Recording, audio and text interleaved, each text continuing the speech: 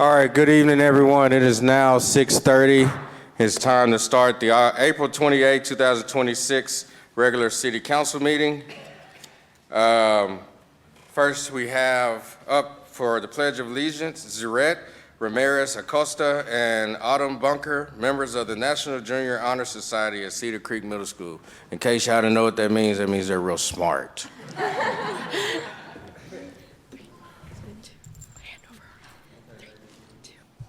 I pledge allegiance to the flag of the United States of America and to the republic for which it stands, one nation, under God, indivisible, with liberty and justice for all.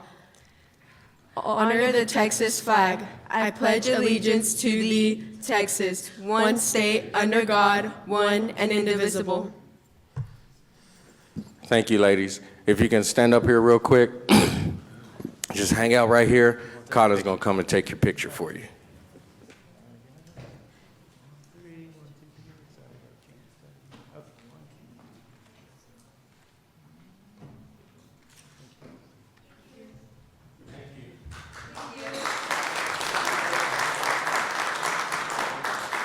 All right, if you can please stand back up, and Councilmember Lowe is gonna lead us in the invocation.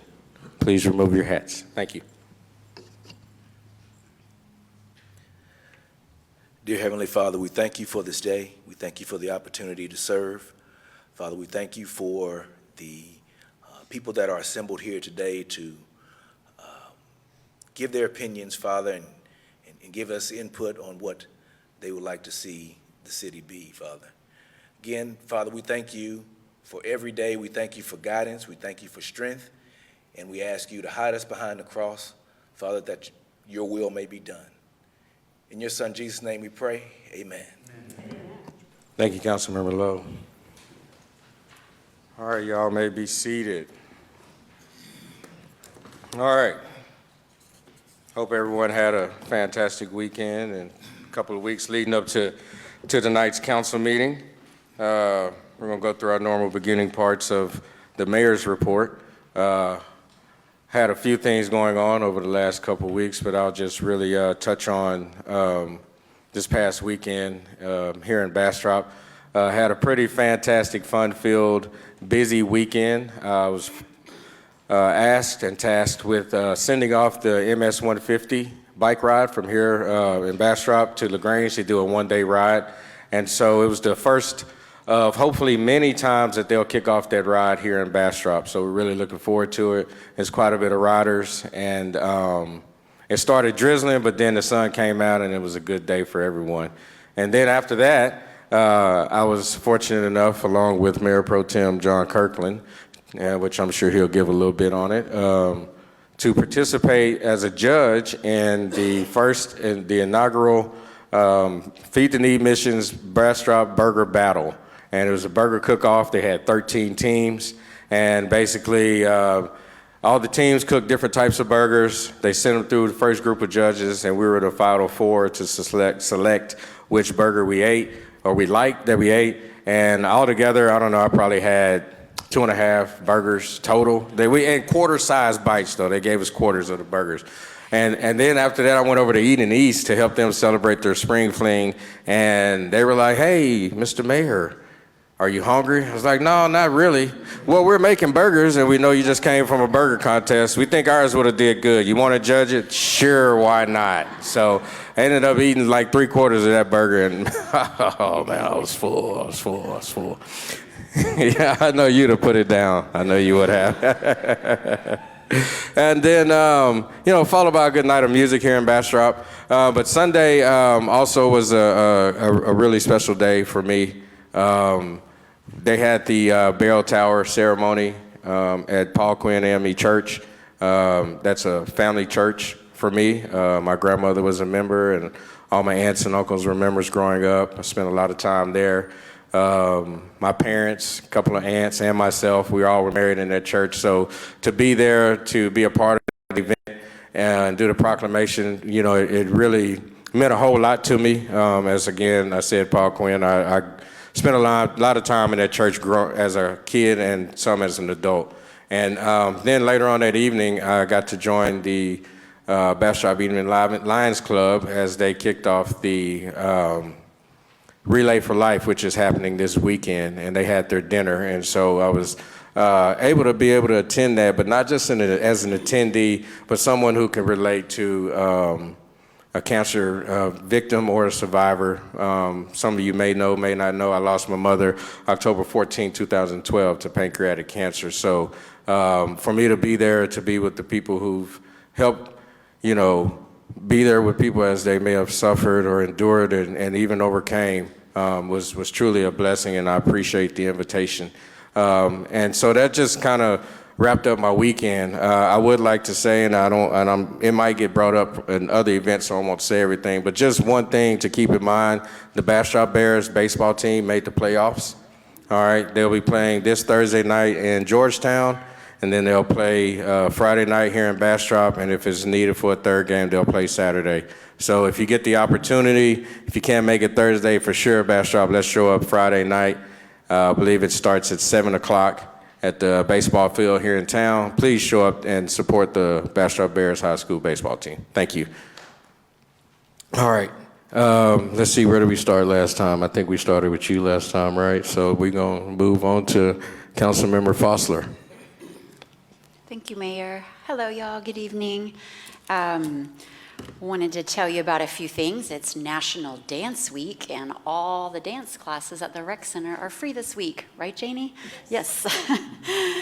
Tomorrow from 9 to 11:30 a.m. is CapCog Day in Bastrop. It's coming to hear about how we can work together as a region on issues like homeland security, aging services, and emergency communications, and that will be at the community center at Mayfest Park. That's from 9 to 11:30, and it's open to the public if you'd like to come. This Thursday, 9 a.m. to 1 p.m. is Work in Bastrop at the Convention Center. It's for job seekers and job havers, job offerers. If you have a job and want to hire someone, job seekers and employers, that's the word, employers. So it's from 9 a.m. to 1 p.m. You can apply on the spot. There'll be computers to apply on the spot. There's even a job readiness workshop for that first hour if you want to practice interviewing. I think we had over 300 people attending last year, so it's a great thing. That's this Thursday from 9 to 1 at the Convention Center. This Friday and Saturday is our 5th annual Bird Lovers Weekend. It's our community celebration to honor our Bird City designation and also World Migratory Bird Day. We've got events all day Friday and Saturday. They start at 8:30 a.m. See, we start at 8:30 a.m. on Friday with a bird hike at Bob Bryant, and then we end up downtown at a bar. That's what happens.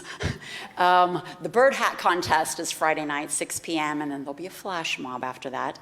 Then Saturday we start again at 8:30 a.m. at Fisherman's Park. There's events all throughout the day, including a raptor show, a live raptor show at the Lost Pines Art Center starting at 10 a.m. It's unbelievable. I think the kookaburra usually comes too. That's really cool.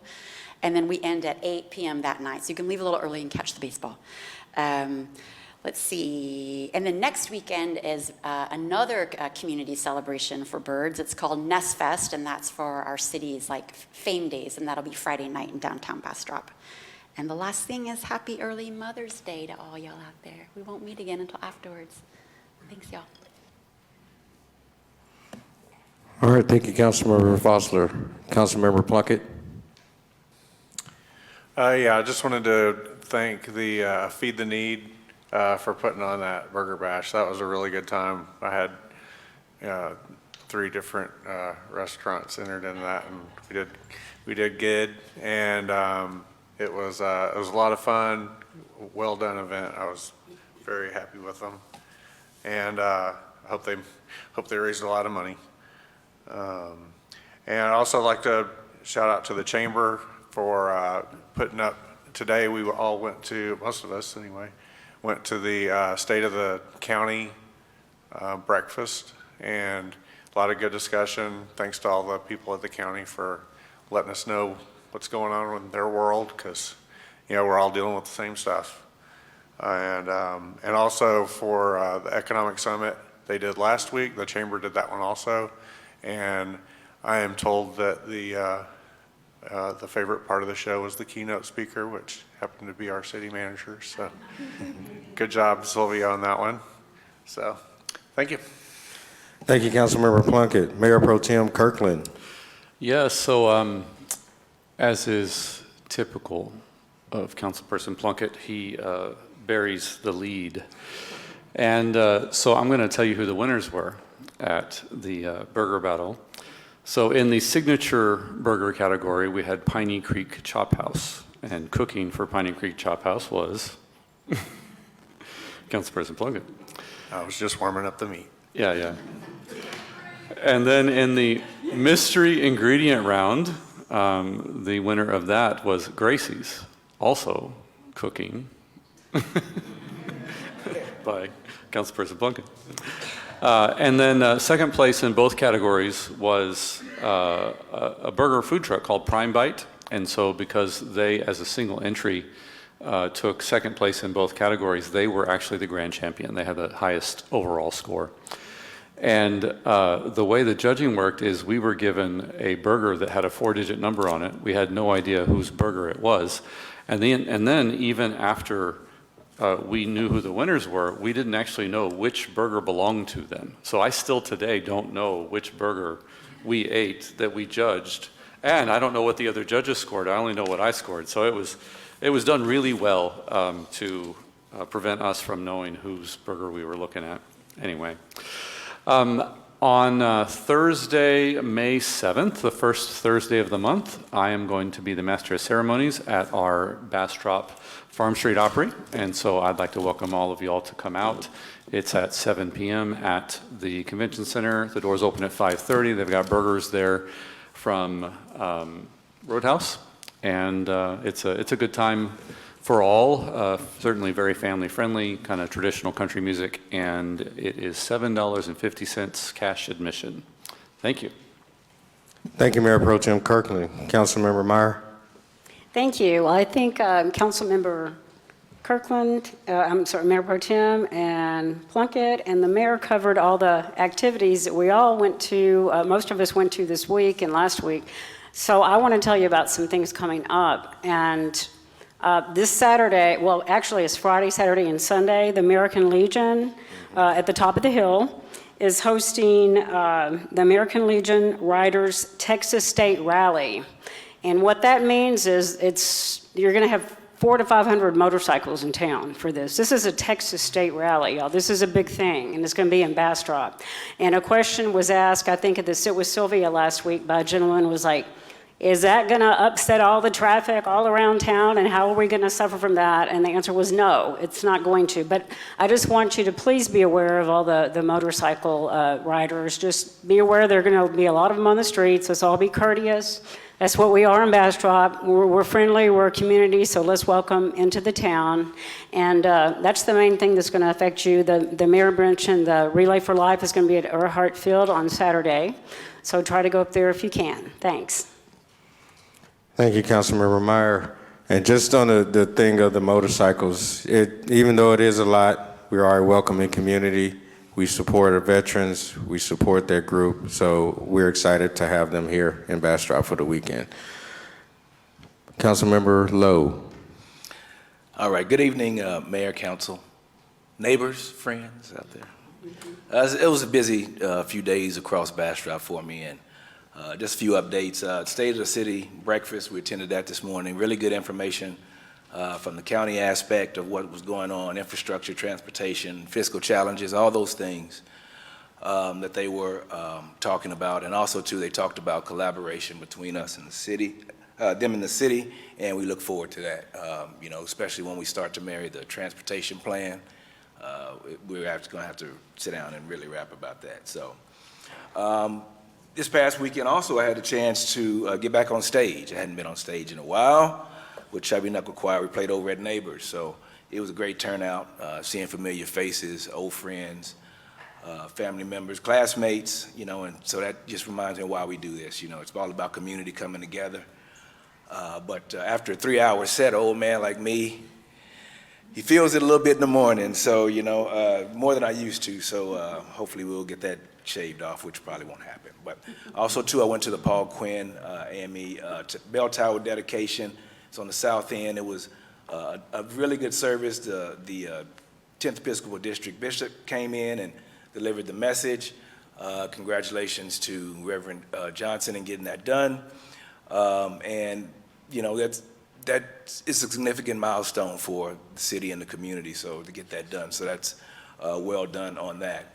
Also, too, I was honored to attend the Wicked Good celebration to recognize our local cancer survivors and the caregivers. It was a nice event. Big thanks out to Karen, Samai, and the Lions Club team for putting that together. Again, the work that they do reminds us of the incredible resilience that's in our own neighborhood. So thanks for the invitation, and thanks for all that you do in the community. And finally, I just want to take a moment to speak directly to the residents and local people.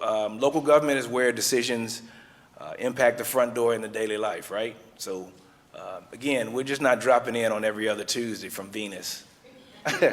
We live here too, so the things that actually we get up here and look at, it affects us as well. So we just want to let that be known. And also, too, to stay informed. Look at the planning and zoning meetings, watch the meetings, call us so you can follow council meetings so you know exactly what's going on and what affects you.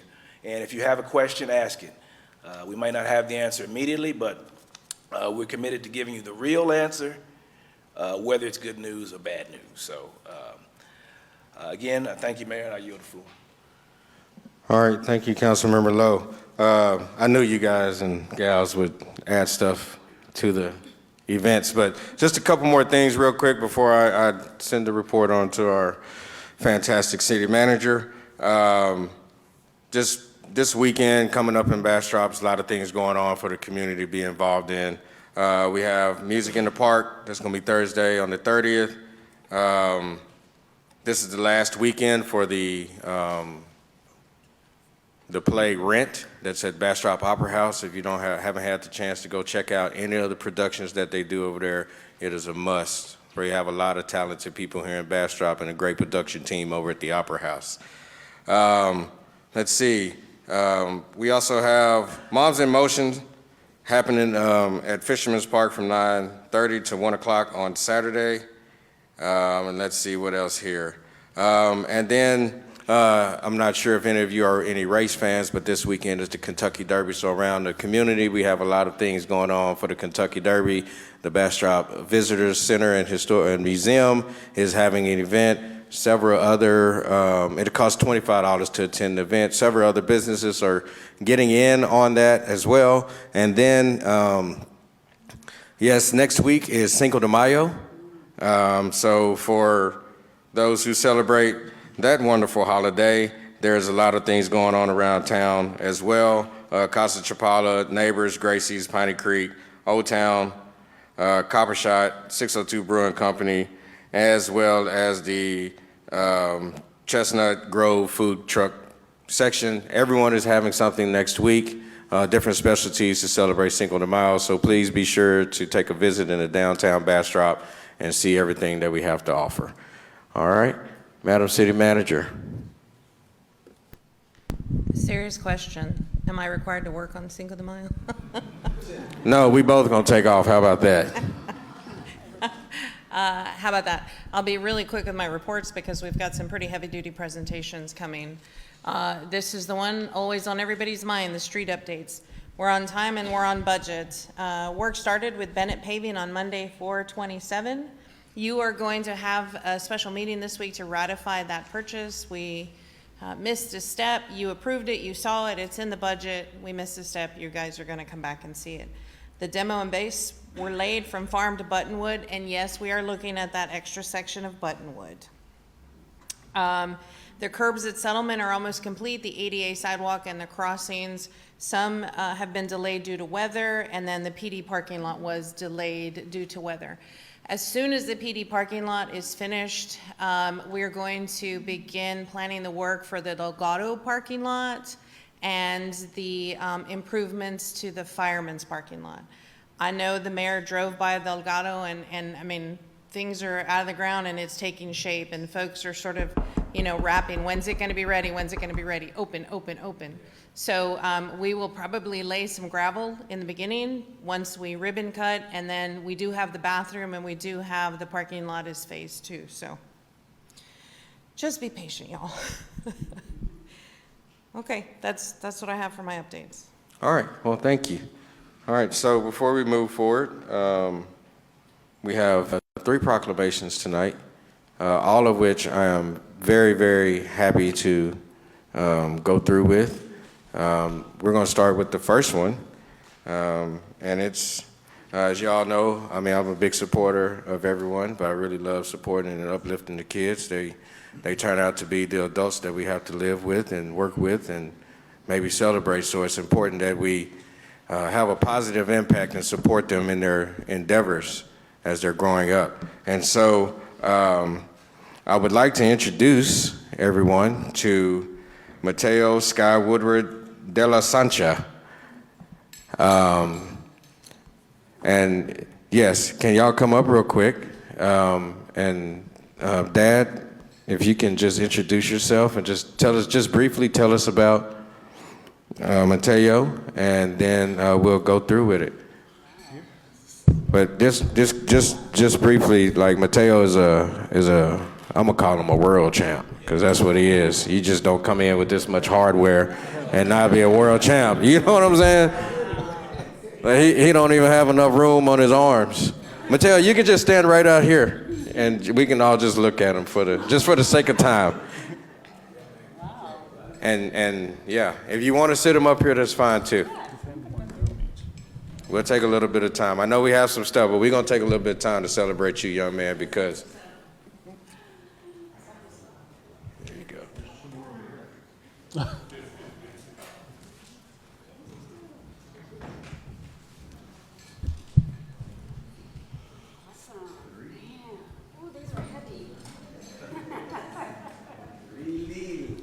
Stand up there.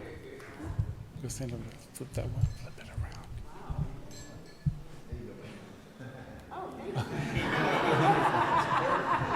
That's important. Okay, Dad. Well, first of all, just want to say thank you. Sorry, I didn't know I was going to have to talk, so I'm nervous. But Mayor Harris and City Council and everybody that's here, thank you so much for letting my son come up here. This is my son Mateo. He just turned 11. He goes to Cedar Creek Elementary, so next year he'll be in their middle school. But this Thursday he leaves for this weekend to the Junior Olympics. 2024 he won silver. 2025 he won gold, and he's also the favorite to win gold this year. He's also a member of the USA Junior Olympic team, 10-time tournament champion, 2-time Texas State champion, current. He also won the Arizona State Championship. And then I'm just really proud of him. He's also got a student spotlight of the year at school for his grades and helping other students as well as his teachers and principals. So I just want to say thank you for the time, because it means a lot, especially for him to get recognized. And sometimes he's like super cool about it and doesn't realize what he's been doing and achieving in his life. And he has more fights, but in his actual USA boxing book, he's 20-5 right now. So, but yeah, this Thursday we leave for this weekend for the Junior Olympics, and then 2 weeks from now we go to the USA Olympics. So, and that'll be in Kansas. So I'm just super proud of my son, so I really appreciate you guys coming up here and letting us talk to you guys and hang out. So thank you all so much. You're welcome. Mateo, you have anything you would like to say? Huh? No? Okay. All right. Well, Mateo, what you've accomplished thus far in your life is fantastic. Not a lot of people get this opportunity. And those that do, not everyone continues on down the road of success. It sounds like you have a great support system in your parents and your dad, like being here. For just a little personal advice, always appreciate that and take that, right? You only get one dad. You're only going to get one dad that cares about you and want the best for you. So trust and believe that your dad does love you and wants the best for you. Otherwise, he wouldn't be here right, to have his son recognized. And me as a parent and having sons of my own, I know what it's like raising boys and being proud of the things they've done. And so my hat's off to you, and I wish you all the best, and I will read the proclamation for you, sir. But man, this guy's got 8 belts up here. and his medals. So, whereas Mateo Sky Woodward de la Sancha is an 11-year-old boxer whose dedication, discipline, and competitive excellence have brought distinction to himself and pride to the community. Whereas Mateo is the 2-time Texas Mega Show state champion and is also the current Texas champion, reflecting remarkable achievement at a young age. And whereas Mateo earned the Arizona State Sugarbird Championship and was a USA National Open silver medalist, further distinguishing himself through success in high-level competition. And whereas Mateo has won 10 tournament championships and earned silver medal at the 2024 Junior Olympics, demonstrating perseverance, focus, and uncommon skill. And whereas Mateo went on to earn Junior Olympic gold medals in 2025 and 2026, establishing an exceptional record of continued excellence on the national stage. And whereas Mateo is currently ranked number 4 in the nation and number 1 in Texas, and his accomplishments exemplify sportsmanship, commitment to excellence, and a spirit that inspires the youth and residents of Bastrop. Now, therefore, I, Ishmael Harris, Mayor of the City of Bastrop, Texas, and the Bastrop City Council do hereby proclaim April 28th as Mateo Sky Woodward de la Sancha Day, and witness whereof I have hereunto set my hand and caused the official seal of the City of Bastrop, Texas to be affixed on this 28th day of April 2026. Can you all please stand and give Mateo a round of applause for his accomplishment?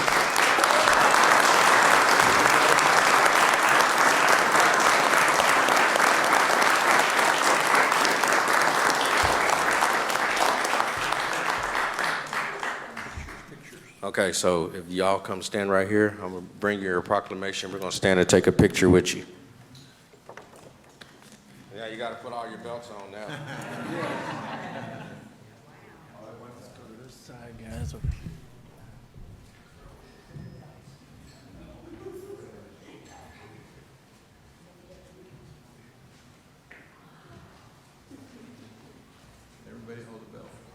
Oh, wow.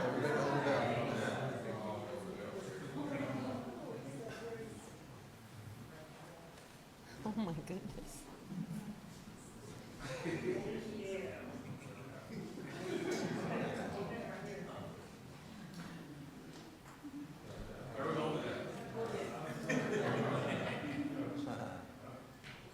John's hula hooping a Cheerio over there.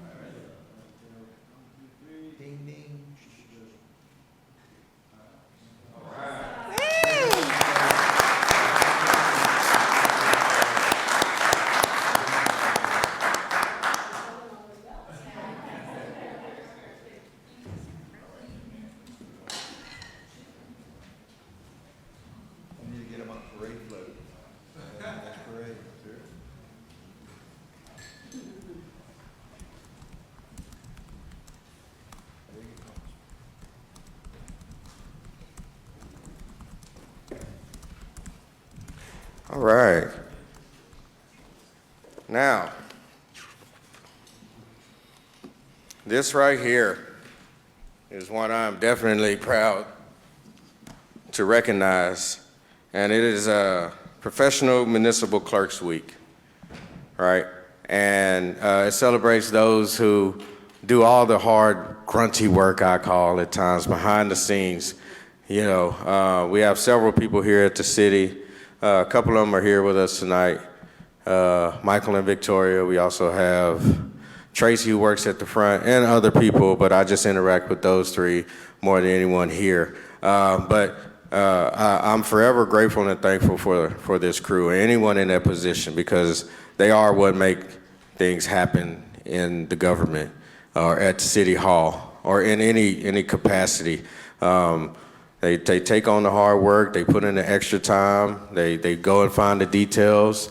I know with the group that we have here, I can call them, and if it's in their capacity and their job description, they're gonna make sure that they get me taken care of.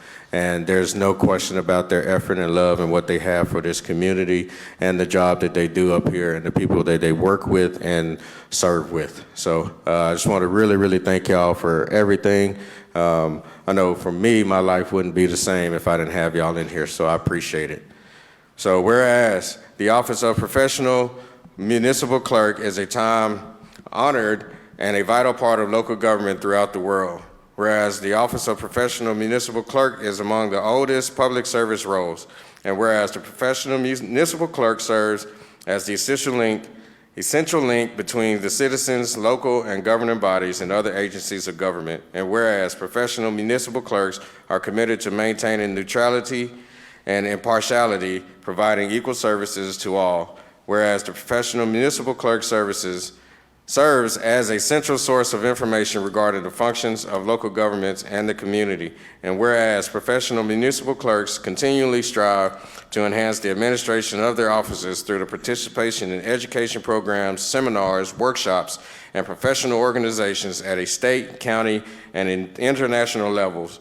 And whereas the Municipal Clerks Week is sponsored by the Texas Municipal Clerks Association, Inc., TMCA, and the International Institute of Municipal Clerks, IIMC.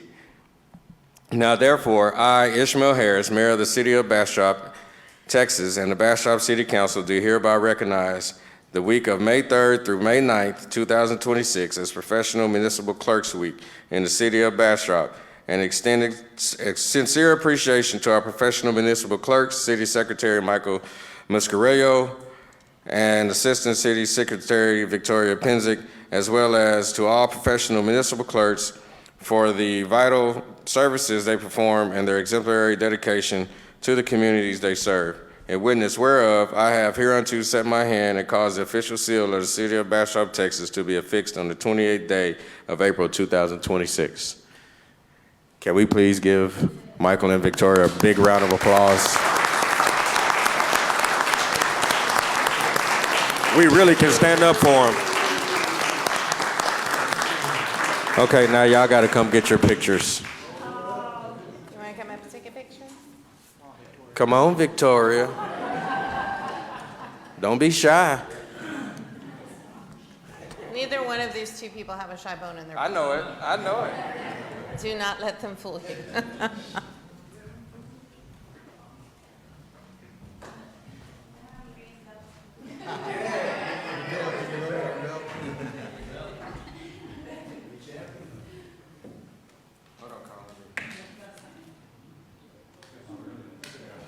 Now it's official.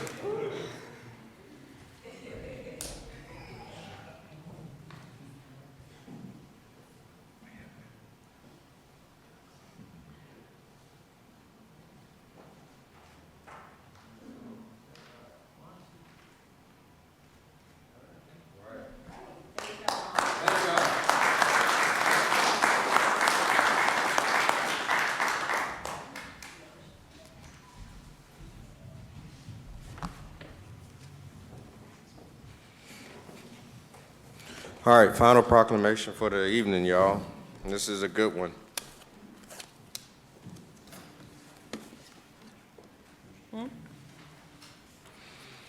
So, as I let you know earlier, Councilmember Lowe and I, we went out to kick off the kickoff dinner for the Relay for Life with the Bastrop Indian Lions Club. Do we have anyone here besides you, Samai? Janie, yes, and that's it, just y'all two? Okay, all right. Whereas cancer impacts individuals, families, and communities across Bastrop County, touching their lives of many with challenges, resilience, and hope. Whereas cancer survivors embody extraordinary courage, strength, and perseverance, serving as an inspiration to all through their journeys. And whereas caregivers, family members, friends, and loved ones demonstrate unwavering compassion, dedication, and support, often sacrificing their own comfort for others. And whereas the American Cancer Society and Relay for Life unite communities to fight against cancer, honoring survivors, remembering those lost, and supporting ongoing research, education, and advocacy. Whereas the Relay for Life of Southern Bastrop County 2026 Survivor and Caregiver Dinner provides an opportunity for our community to come together in celebration, gratitude, and renewed commitment to a future free from cancer. Now, therefore, I, Ishmael Harris, Mayor of the City of Bastrop, Texas, do hereby proclaim a 2026 Relay for Life celebration of cancer survivors and caregivers in Bastrop Day in the City of Bastrop, and call upon the citizens to recognize and honor the strength of survivors, the compassion of caregivers, and the dedication of those working tirelessly toward a cure. A witness whereof I have hereunto set my hand and caused to cause the official seal of the City of Bastrop to be affixed on this 26th day of April 2026. And we did this on Sunday, that's why it's April 2026. So thank you. If y'all would like to come up here, we'll get the picture. And please, yes, thank you to the Bastrop Evenings Lions Club.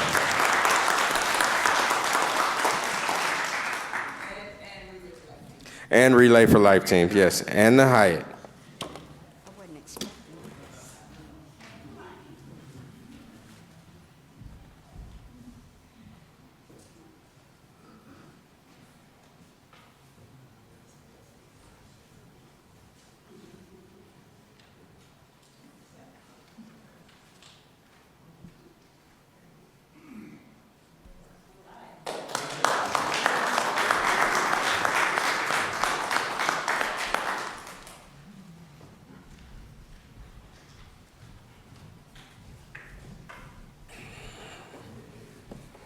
All right, now that all the hard work is out the way, time for the fun stuff. All right, on to our work sessions and briefings. No, sir, you missed presentations. Presentations. That's the fun stuff. Oh, I did. Yeah, I did because I skipped over for and I did it intentionally to get them and then go. So yes, presentation, and we have a presentation, item 4D, and the possible action on hotel feasibility study, hospital convention center feasibility study, and golf course feasibility study. All right, thank you, Mayor. Even though Judy's ready to get to the dais to give you her report too. As you know, and for the public's benefit, we went down the road of 3 feasibility studies, 2 of which are related to a development called Bastrop West, located at 20 and 71. And the golf course is related to the 15 acres of floodplain that we acquired across from the convention center. So I'm going to start a little out of order than what's on the agenda. I'm going to go to the golf course feasibility study first. So we engaged the National Golf Foundation after we purchased the property that's located at 95 and Farm. The property was previously going to be used for a 75-unit townhome development. When the floodplain maps changed due to Atlas 14, that development became untenable, unable, unsupportable, whatever you want to say, about being put there. Our Parks and Rec master plans calls for other sports, par 3 golf is mentioned, and there were some concerns in the master plan about golf perhaps being a dying sport. So we engaged a firm to give that a look. Now, this is also on the heels of a feasibility study over at the industrial park, where we were talking about soccer fields or baseball fields or some other sports complex, because our residents are continuing to ask for things for kids and adults to do outdoors. So first of all, the feasibility study reports golf is not a dying sport. We're going to just get that out there, okay? And this is super high level executive summary. The National Golf Foundation has concluded that this site has the characteristics of topography, hydrology, soil, and access to service to make it suitable for a new golf course development. So that's checkbox number 2. The land is usable and suitable. And checkbox number 3, can the city sustain a par 3 golf course? And the answer to that is yes. And we'll go through some of the map visuals that you see on the screen. We had gone down the route of perhaps this is a pitch and putt, perhaps this is a sort of a smaller, more community-oriented, and quite frankly, the numbers do not support that. What we have proposed is a par 3 golf course that if we have the ability to acquire some other floodplain property in that area, perhaps we may be able to put a pitch and putt or some other smaller course for younger children while the parents are perhaps on the larger course. And then the estimated cost is about $3.5 million for construction. And then there's $2 million there for other facilities. And that may mean a clubhouse, that may mean a maintenance shack, that may mean a lot of other things. I separated that out because of the proposal for the convention center to transition into recreation space. And these are right across the street from each other. So again, to be efficient and to be fair to the taxpayers, let's not have redundant services if we can avoid it. So some of the positives in the study, the course really, we acquired it for floodplain and flood protection. The course, as shown in the picture, will really serve as flood protection. It's going to serve as a detention pond before it serves as a golf course. It creates a natural habitat and, again, flood prevention. It's a community gathering spot, not a spot for exclusivity. We've looked at the demographics, and the reports should be in a Dropbox that's going to be created for you because these are very large reports. The detention facility and flood prevention opens up grants from FEMA and also any park and recreation grants, both at the state and national level. We did submit for a grant early on, and it scored relatively well. The issue became we didn't have this feasibility study completed, so it was very difficult to score any higher than that. The Par 3 has the potential to generate $800,000 a year in its second year of operation, and that is on the low end of admission and revenue fees.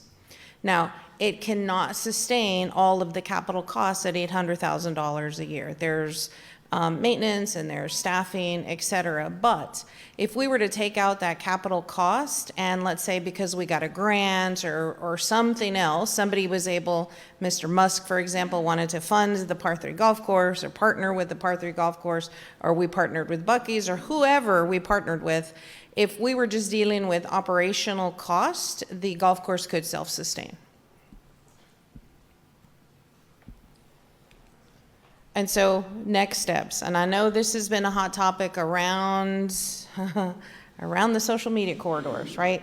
So what I'm looking for today is I want next steps. I want you to either direct me or tell me, nope, we have bigger things to do. We're not going to go down that path. And or potentially go discuss it further with other stakeholders, other partners, and get additional commitments so that we can perhaps take some steps forward and begin to make the golf course a community reality. Council members? Does anyone have anything before I go?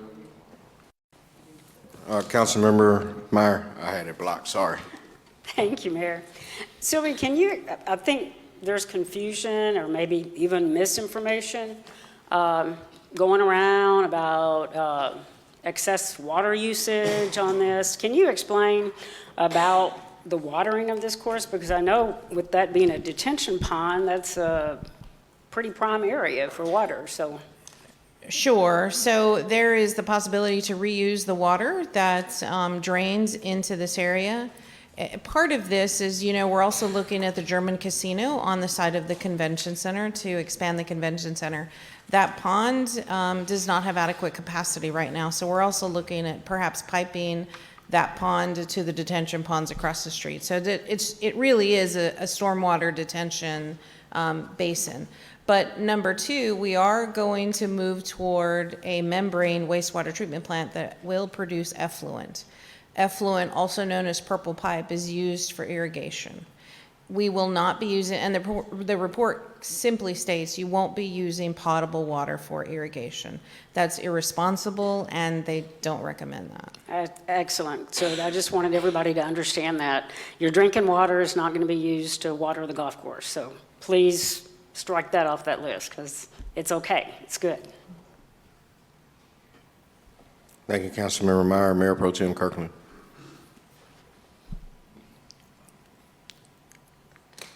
So I'm still intrigued by the idea. I haven't seen the report yet, and so I mean, for me, I wouldn't feel comfortable deciding what direction to move forward without reading it and studying that myself. I mean, at this point, all I've seen is the same thing the public has seen. That's just what I was thinking.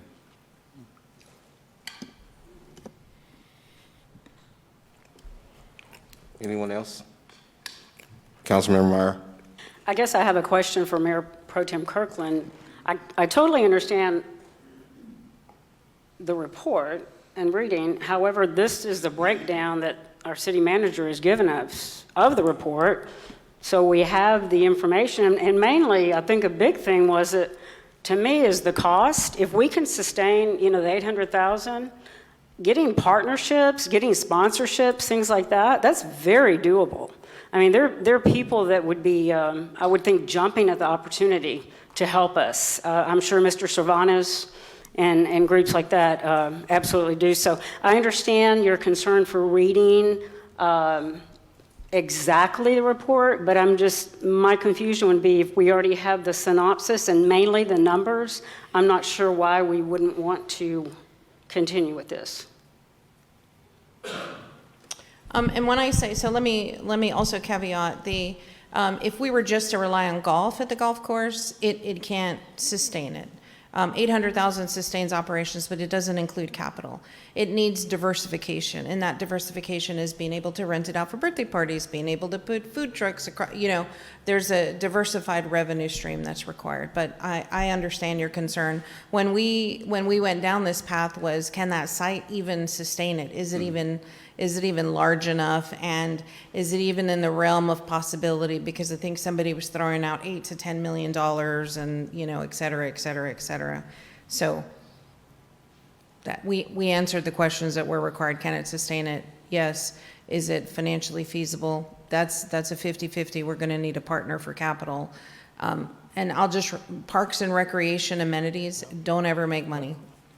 I don't have anybody knocking down my door to take over libraries and take over parks and those kinds of things because they don't make any money. People knock down my door to take over the gas department, take over the water department, the wastewater department, BP&L, because those are revenue drivers. Go ahead, Councilmember Meyer. Thank you for bringing that up, Sylvia, because I want us all to think about how quality of life is very important. And parks, recreation, like our recreation center that we really want to expand for our citizens, is very important. That's not going to be a gangbuster moneymaker at all, because I'm in that business, believe me. And I know what it takes, and I'm sure Jason can back me up on that. But quality of life is a component that we really can't measure in dollar bills. And we have to provide for our community. So this is another way, and we've had the support so much in the past from most of the citizens. I would say Councilmember Lowe and I keep tally on comments, and I would say probably 95% at least have been in support. So I just want us to consider just not only a dollar bill, which I'm very, very, very aware of cost and do not want to put anything on the citizens, but I do want to provide for our citizens too, and I think that's very important. Thank you, Councilmember Meyer. I would like to add that, there's some, and when it comes to certain situations, we can't put the dollar bill measure. We have to be responsible and how we set up for quality of life activities here in our community, but also there are certain things that, we have to understand that if it brings about a certain or increases the level of quality of life for our community, then we need to truly try to make those projects work. I know there's been some pushback, but as Councilmember Meyer said, there's been a lot of support for this. And just the opportunity, again, that it provides, it just touches another area that's important to a group of people in this community. Just like we have the regular playgrounds, we're going to have the all amenities playground now. We're doing improvements at the rodeo arena. That's a whole nother group of people. At one point in time, we had to do something to get a skate park here for that group of people. There's a good amount of people here that like to play golf. I'm sure Mateo and his dad would love for us to have a boxing gym here one day, right? So, there's all kind of things. And the thing with golf, it does have a history here in Bastrop. Before the state park caught fire and then eventually shut down, on Saturdays and Sundays, you can look around everywhere in town and you see a bunch of people with golf carts hooked up to their cars or their trucks, and they were going up to the state park to play. And it was an opportunity for grandparents to spend time with their grandkids, teach them a pastime. There's the diversity of it, right? There's a group of Hispanics and black folks that didn't get that opportunity, that really took advantage of the little time that they had to play and really found a love for the game. And not just those people, it's the youth. We wouldn't have the First Tee program that created so many great golfers who are heroes to so many people if it wasn't for opportunities like this. So having this space and being able to do something with it, it presents, to me, a win-win situation for our community. People talk about walking past. Well, it's a golf course, and so you maybe have to worry about balls, but people walk golf courses all the time. We're going to have a pond for detention, right? So that's a good water feature. And the biggest thing is we're reusing what we have here in our community. Whatever waste that the citizens, I was going to say you guys, but the citizens send that we have to treat, a portion of that we're going to be recycling and using it back here. And so, what better way to be stewards of our community? Well, and I will say to Mayor Pro Tem Kirkland's concerns, I'm not looking to the council to give me direction to go engage, apply for a grant, anything like that. I'm looking to the council to say, okay, we've determined it's a viable project, right? Those were the two questions. Can it make money and can the site sustain it? We've determined it's a viable project. There are still boxes to check. Can you find a partner? Are there other commitments that can be made? And if there are grants out there, what is the match? We may say that match is too big, or that's something that we're going to have to shelve for a little while. And I proposed, if you see the fonts at the bottom, I proposed bringing it back at a July meeting for an update after I have some of those serious conversations with the school and some of the other stakeholders, and really do a deep dive with Jill and Taylor on what is even out there and what would that commitment look like on the city's part. Mayor Pro Tem Kirkland, you got anything else? Yeah, so Councilperson Meyer, you asked me a question, and it was something in the ballpark of, why wouldn't I be willing to move forward? And my answer is because I look at the details, and I don't come to a conclusion before I understand it thoroughly, and that's just the way my brain works. Yeah, right. And so, while I'm excited about the prospect of this, I just think this would be amazing, right? If we can make this viable and find a way for it to work and answer all of the logistical questions and the water and all those things. And I do hear our city manager, because until we give final direction on how to move forward, for instance, how is it viable? How can it be paid for? What partners are we going to work with? Those kinds of things, which are currently unknown, and we are not approving a project at this point. But I still would love to see it. I mean, inevitably, I'm going to find something in it that's poking a hole in it that we'll want to help address in some meaningful way, right?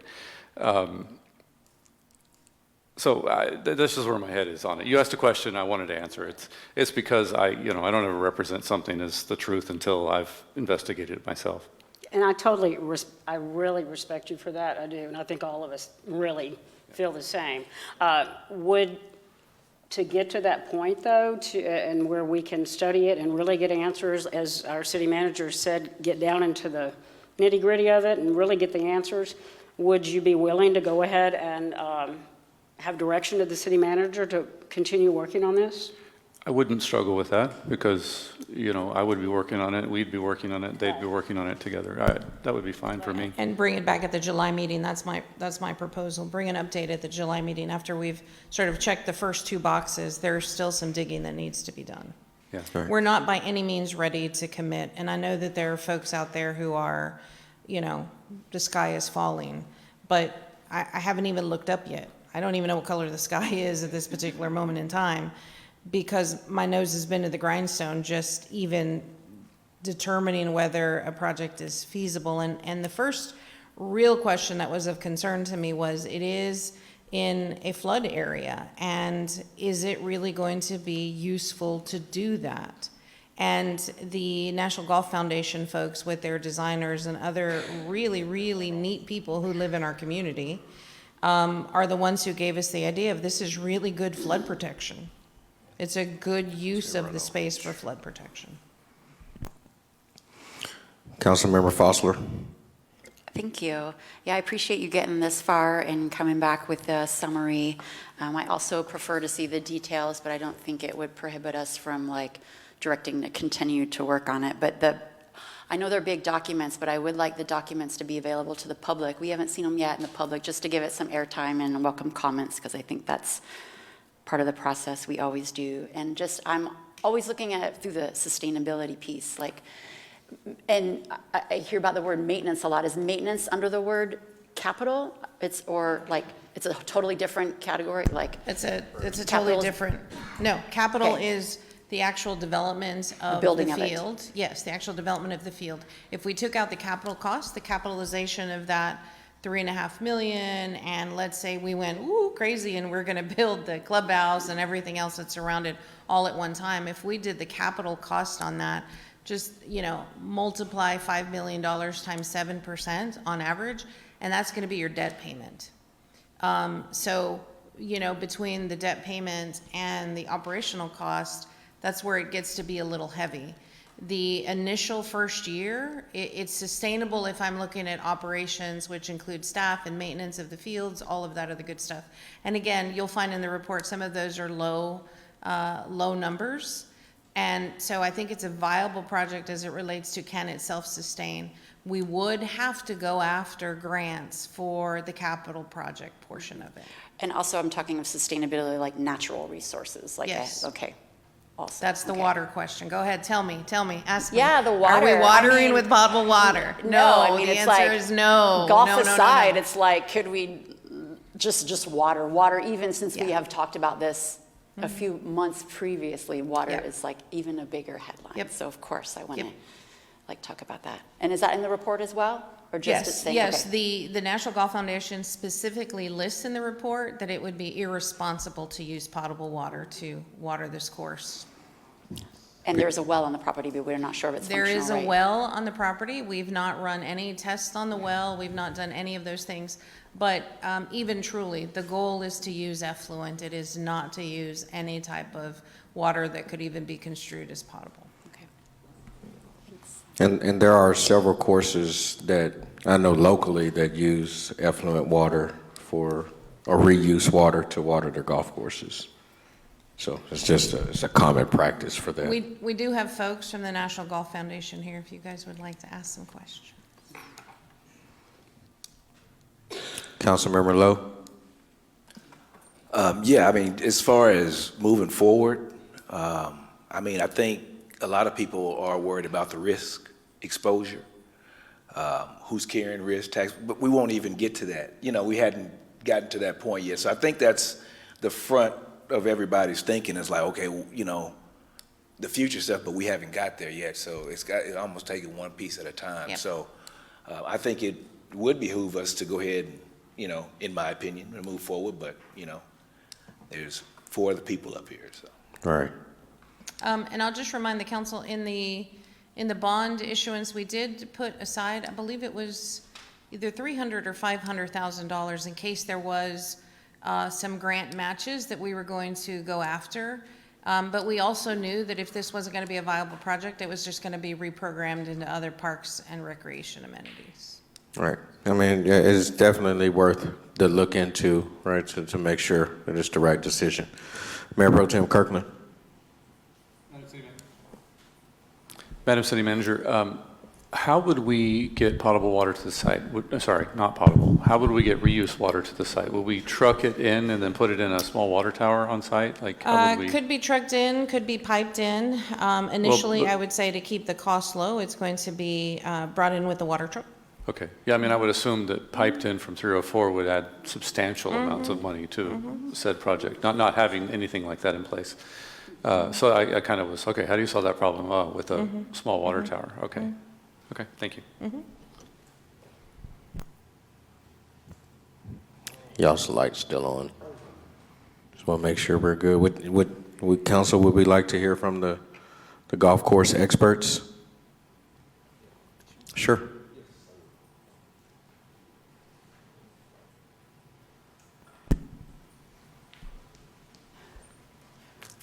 Good evening, sir. Could you please introduce Looks yourself? like a golfer, doesn't he? Yeah. And let us know who you're with, please. Well, I don't know. He doesn't have the raccoon eyes from the shade. No, I so don't. Unfortunately, I've been so busy the last 5 years, I don't get to play that much. Oh, man, So I don't how get out in the sun. unfortunate. My name is Nathan Crace. I'm a golf course architect, and I was the one who worked with the National Golf Foundation on the study we've been discussing. So I want to thank you for asking me to come up and answer any questions you might have related to the project as it stands now. I think as we have discussed, our primary decision-making was that can a golf course, A, fit on the site, B, to what extent, and were there other uses for the property? And this was an exciting project for me. I've been doing this for over 30 years. In fact, when I was Mateo's age, I designed a 3-hole golf course on my parents' property in Indiana, literally like 11 years old. So for me, when I have an opportunity to work on a project like this that's sort of youth-centric and community-oriented, it's a lot of fun for me. One of the things that we talked about was, at a future phase, having a clubhouse with a classroom in it, being so close to the schools and right there in town, have after-school programs and things of that nature at the golf course. But also, we talked about stormwater retention.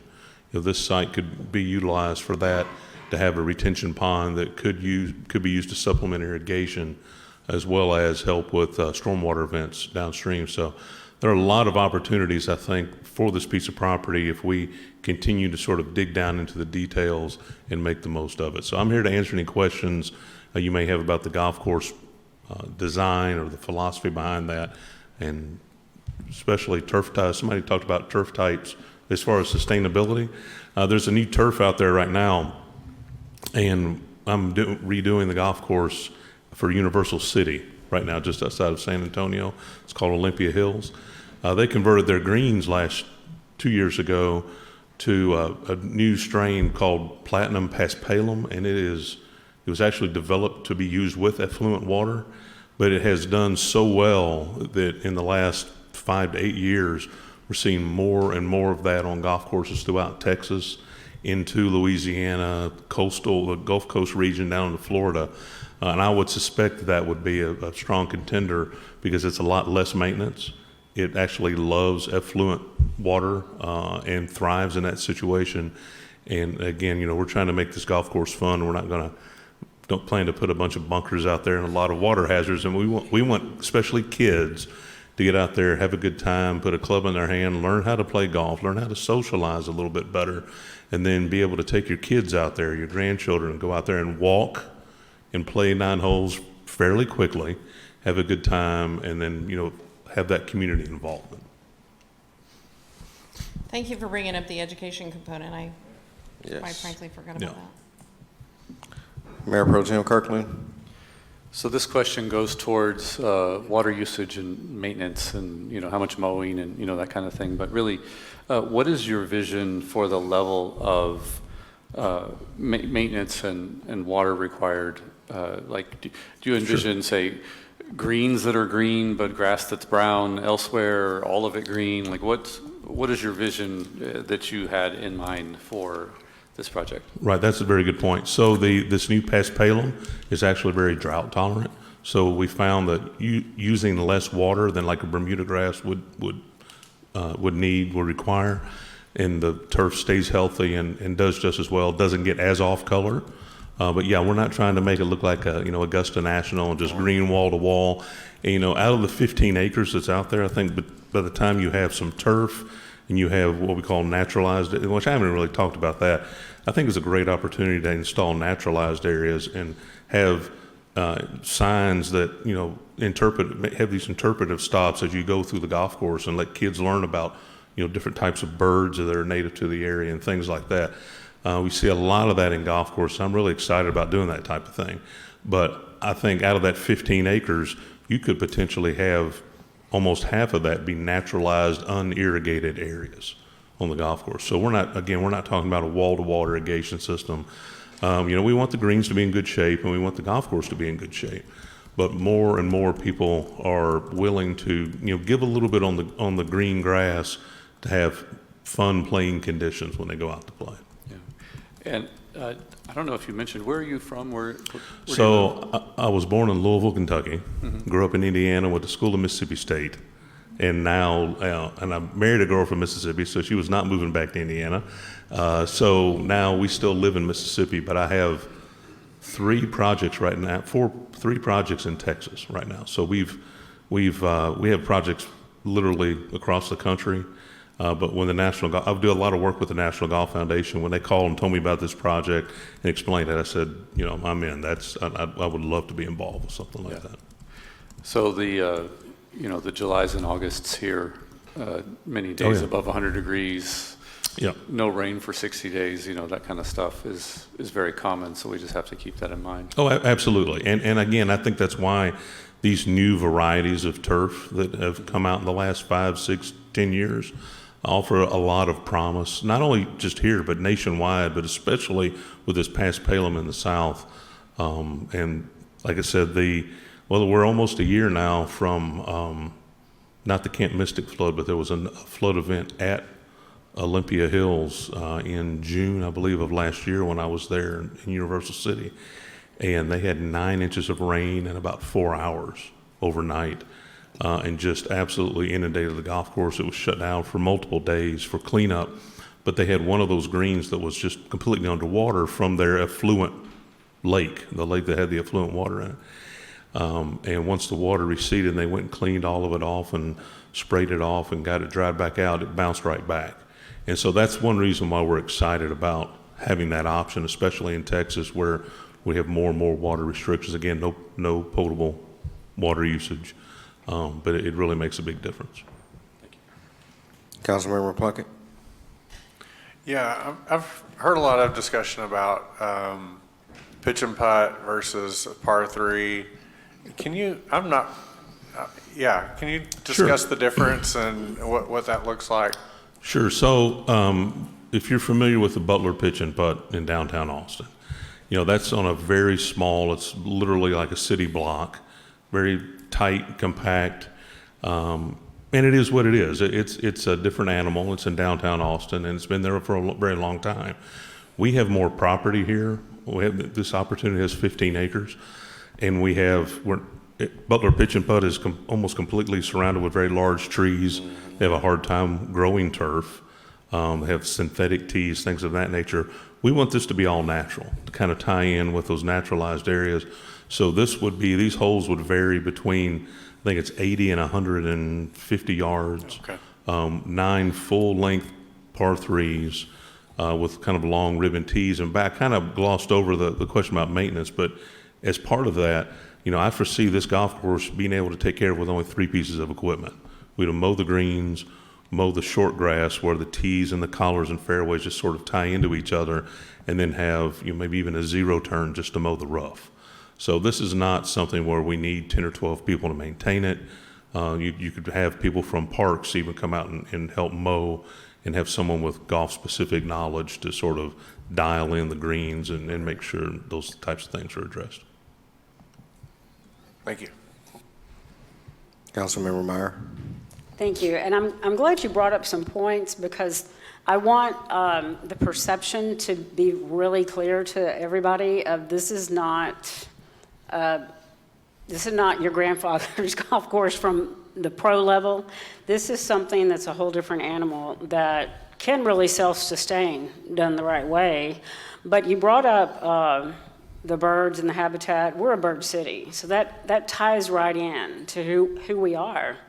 And I think keeping it more native and natural with the surroundings, I'm all about everything I do is sustainability. I'm certified in organic gardening and sustainability, so that is the key. So I just want us to understand that the old picture that we have of golf, this is a new picture that we're going to provide for the community for many resources too. So thank you for kind of adding those points. Yeah, I do a lot of work for municipalities. And one of the things that we talk about a lot is, you have your libraries and you have your parks. Ball fields can generate revenue. Golf courses can generate revenue, but you don't have to go out and build, Augusta National because you're not going to get that money back. And so we view this more as kind of a centerpiece of a community gathering place with other amenities that Ms. Sylvia talked about, having, rented out for birthday parties, or maybe you have an alumni event or something out there, and you have all these different type food trucks and things like that. And we're just seeing more and more people jump in at these opportunities because since COVID, golf has exploded. I mean, unlike anything I've seen since probably Tiger Woods came on the scene in 1997. I've been doing this 32 years now, and I've never seen anything like it, the COVID reaction. But people are, at first they were outdoors, they were naturally socially distanced, and then a funny thing happened is we were like, I kind of like this. This is kind of fun, and it's not. A lot of places kind of got a little relaxed. You don't have to wear a collared shirt. You can wear shorts. You have your Bluetooth speaker and you listen to your music and you're out there having fun with your buddies. And then people start bringing young kids back into it. And then that's really the exciting part for me. I've coached a high school golf team. We just finished our 16th season last week. And, so I see more and more kids that come into the game. They're naturally athletic. They're not going to play baseball in college. They're not going to play basketball in college, but they have a shot to go play maybe junior college or college in golf, especially girls. Ironically, I have 3 kids and none of them, it didn't stick with any of them, we see more and more of that, and that's an exciting thing, not just for those kids, but those kids will be the golfers of the future, and then they'll bring their kids into it and that type of thing. So yeah, that's an excellent point. Yeah, and I mean, it's just to your point, right? It's directly across the street from the high school. And to your point of college, I had a cousin who, he coached golf at Prairie View A&M. And one of the things he would always talk about is just getting more and more kids involved in golf. Golf is one of the easiest sports you could be in to allow yourself to get a scholarship at school, right? Because it's a lot of schools that need people on the golf team, and people just don't really get into it. And you don't have to be a scratch golfer to go join the team. And it's just an opportunity, another education avenue. And you can literally play it for life. You can, that and baseball. Like, I love all sports, but like when I talk to kids, I'm like, man, if you can get into golf or baseball, that is something you can do for a lifetime and still continue to make good money. So I agree. And we have someone here who's raised 3 daughters to play golf and was really, really good at it. Yeah. We've met. So look, I really do think Mr. Gill is I say treasure, but I really do think he could be considered that for this community and what he's done. Yes, absolutely. Yeah, you need more people like that. Yes, for sure. Councilmember Fossler. Thank you. I have another question, please. Did you design it already? I don't know if that's is there a design No, that's part of ma'am. that? No, Okay. we've just done the feasibility study. Okay. There was no sense in going that far down the Yeah. road if it came back and said that it wouldn't work. So. Okay, because I don't know your industry. Industry-wide, is there any, what's the conservation frontier that's happening? Like how natural could we Well, go? I'm glad you mentioned that, Like- because I'm actually a member of the American Society of Golf Course Architects, and there are only, I think, 161 members, don't hold me to that, plus or minus maybe 10, in the world that are members of the society. The ASGCA, their environmental arm actually predates the US EPA. So we've been out, sort of leading the charge on that for multiple reasons. Not only is it the right thing to do, but it gets into the financial sustainability that sort of rides on the coattails of environmental sustainability. So if you build a golf course and you're just constantly pouring fertilizer and herbicide and water on it, you can't, it's not sustainable. And so they knew that 50 years ago, 50, 60 years ago. And so that's sort of the angle that we come at it from, is where can we put these naturalized areas? We want to reduce water usage, and we want to reduce the dependence on fertilizer and herbicides so that we can make the most of the property, make it financially feasible, because we want it to be around for a very long time. We want people to be able to enjoy that for generations. Okay, thank you. No worries. Councilmember Meyer. Now that you just said that, like, would we be cutting edge? Like, would we be the one around the frontier of sustainable courses and So something? this is a, again, we've been, I would say in the last, especially 10 to 20 years, you see a lot more people more accepting. So on this side of the pond, as we like to say, we, for many, many generations, we've liked our golf courses nice and green and lush. Over in the British Isles, it's not like that. And you can get into different types of soil types and turf and that thing. But here in the last 10, 15, even 20 years, American golfers have become more accepting of that look. And with that comes the opportunity to introduce these naturalized areas, and it doesn't have to be green all the time. It can be a little brown, and that's fine. And so we really, thankfully, we've seen sort of the public now coming around to that way of thinking, and you see that a lot. I think our office has 12 projects right now in some phase of planning or construction, and every one of those has a very strong naturalized component where we're installing these naturalized areas, even existing golf courses where we're going back and taking out turf and putting in like 30, 40 acres of naturalized areas, so that to really cut back on that part of the operation. Great. I love that. All right, Councilmember Foster. And this is a question for us and for staff. Like, could we, as part, if we go the green route, direct staff to further engage stakeholders, could we also have a workshop or town hall before a council meeting and do a community where we come early at 5:30 and discuss only that? Can we have one more community engagement as part of this? So that's not either or. That's not a pick the orange or pick Okay. the green. Oh, okay. That's, we have to do both, right? Because I'm going to go to stakeholders and say, hey, there's a $3 million grant available. The city can put in $100,000. What can you put in? And what does it look like for the students to be using the greens, or the homeschoolers? What does it look like? So it's both of those things. And of course, we wouldn't commit. We wouldn't do anything until we bring that to council for an update. And you give the green light to apply. You give the green light to whatever. We can certainly have more town halls. I'm happy to do that. I don't think we're at a town hall ready until we get much further down the road.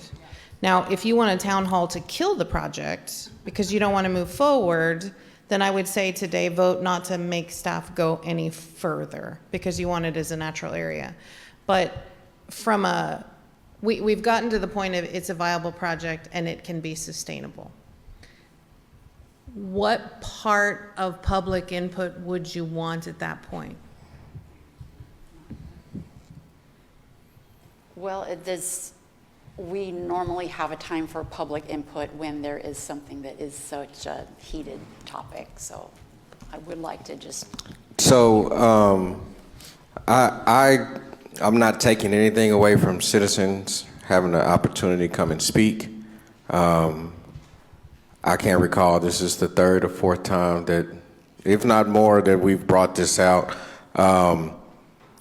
This conversation happens a lot, and community engagement has happened a lot, from us having a packed house of citizens here, from the next door comments to what's on Facebook, what's talked about in community impact. Our responsibility as council members, and I've said this to every one of us, and I've been saying it since I was on the planning and zoning, on situations like this, everyone knows people they can talk to. Everyone has 5 people. If it's something like this, each one of the people out here, I know they at least know 5 people to where they can relay the message and say, hey, this is what's going on, please show up. We put the agendas out way early, give everyone an opportunity to read and see. We go through them, we give back to staff what's going on or what we see needs to be corrected. But our duty also is to provide this information to our constituents about what we have going on in the community. Now, can we have another one by all means? Yes, I'm not saying that we can't, but also I know with this particular subject, we have talked about it and talked about it and talked about it, and the community has talked about it and talked about it and talked about it. And so at times, when it comes to me, when it comes to let's keep having meetings and meetings and meetings, it does sound like a delay tactic or prolonging something instead of trying to move forward in direction to get to a point to saying whether this is going to work or not for us. We've got to a point where we can move forward with the study. And I think it would be a good idea too. I'm not sure how many people are watching tonight, but hopefully it's enough to spread the word. Hopefully we can go out and spread the word and let everyone know what we're going to be doing. And then when we get to that point where it's major, we can have that big community involvement. No, for sure. And my point is not to not have community involvement. That's not it. But we are, I guess I want to have and I need some clarity from you, Councilmember Foster. Would they have input on designing the course, or would they have input as to whether or not they even want a course there? No, I haven't even seen the report. So No. it's No. So the report results are on the screen, Yeah. right? The report says a golf course is viable. The report says operational expenses. The report says capitalized costs. We need to find a partner. That is what you guys tasked us to go look at. If we were not going to look at a golf course, we just wasted money. So again, my question to you is, if you want to have a public meeting, is the result to say, I want some input on the design, or is the result to say, we don't want a golf course there? Input on the design, I would think, but I mean, people can come at every agenda and speak at citizen comments. No, for sure, and Yeah. this isn't out there. We will endeavor to have it by the end of the night, up online, absolutely. Okay, and then Yeah. maybe like when we bring it back in July, we'll post that date so people know. Come with your information. If we're going to And we'll have make sure that we tell Yeah. all of our constituents, Yeah. and then make sure that they tell people. Yeah, That's I how we're just- going to get it out there. I just want to set the expectation, because if I have an expectation of a public hearing that says we're going to kill a golf course, then vote that tonight, so don't let me go and talk to the school district or go look at partners or go do any of Yeah, I those understand. things. I understand. Councilmember Meyer? Thank you. And Mayor, I appreciate your comments, and thank you, Sylvia, for that, because as with every business that we do up here, we always are transparent. We always let the people know. There's no point we aren't even at a point where we could have input on anything. And I'm surely not going to say that I'm a professional or anything, and I know better than this gentleman standing here, until we get to a point where we have enough information at our meetings in July, when it is posted on an agenda where everybody can see and where everybody comes, as many people do, and we're very thankful for that. That is the process that we do, because we are transparent. So I'd say tonight, we've had enough. Let's go. My wish is to go with what is on the screen, to direct our staff to continue on to the next step. Yeah, and it may be that at the next step, we say, we don't have a valid partner, that we missed the grant cycle. I mean, there's a lot. Again, I want to be very clear on the expectation is not that we're not moving forward with the golf course. It's that we're moving forward with the golf course as it's economically feasible for the city. I just want to set that expectation. And this has been brought to us because the meeting that we spoke about it before, council voted to agree to get us to this point. It was no use voting us to get to this point if we're going to get to the point of basically not having it happen. So, council, are we ready to make a decision? No? I'm looking for a motion for direction. Direction is what I'm saying, not a vote, but direction and decision. I'll move that we direct staff to seek funding in the Hold on one second, Kevin.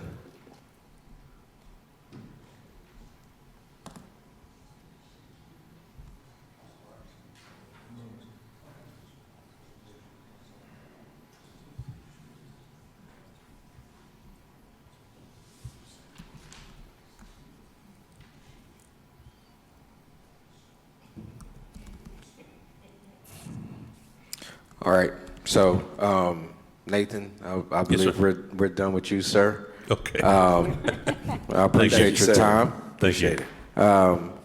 Since I do have several citizen comments, only out of all that I have, I do only have one individual who would like to speak on this. So we'll go ahead and let you speak real quick before we give direction. Miss Rita Ward. I'm sorry, Rita Ward. I got to take the handle off. Bastrop's old lady is here. I have been a golf widow. I was low man on the totem pole as far as my husband was concerned. Golf was first. And I was wondering, I know what happened to the golf course out here, at the park, but I thought that there was a golf course down at Tahitian Village. Was there or not? Those are private courses. Pardon? Those are private courses. This would be a public course. Okay, this is what I'm wondering about the public. Number one, you've got to have a groundskeeper, and they've got to have people there to work. That's an expense.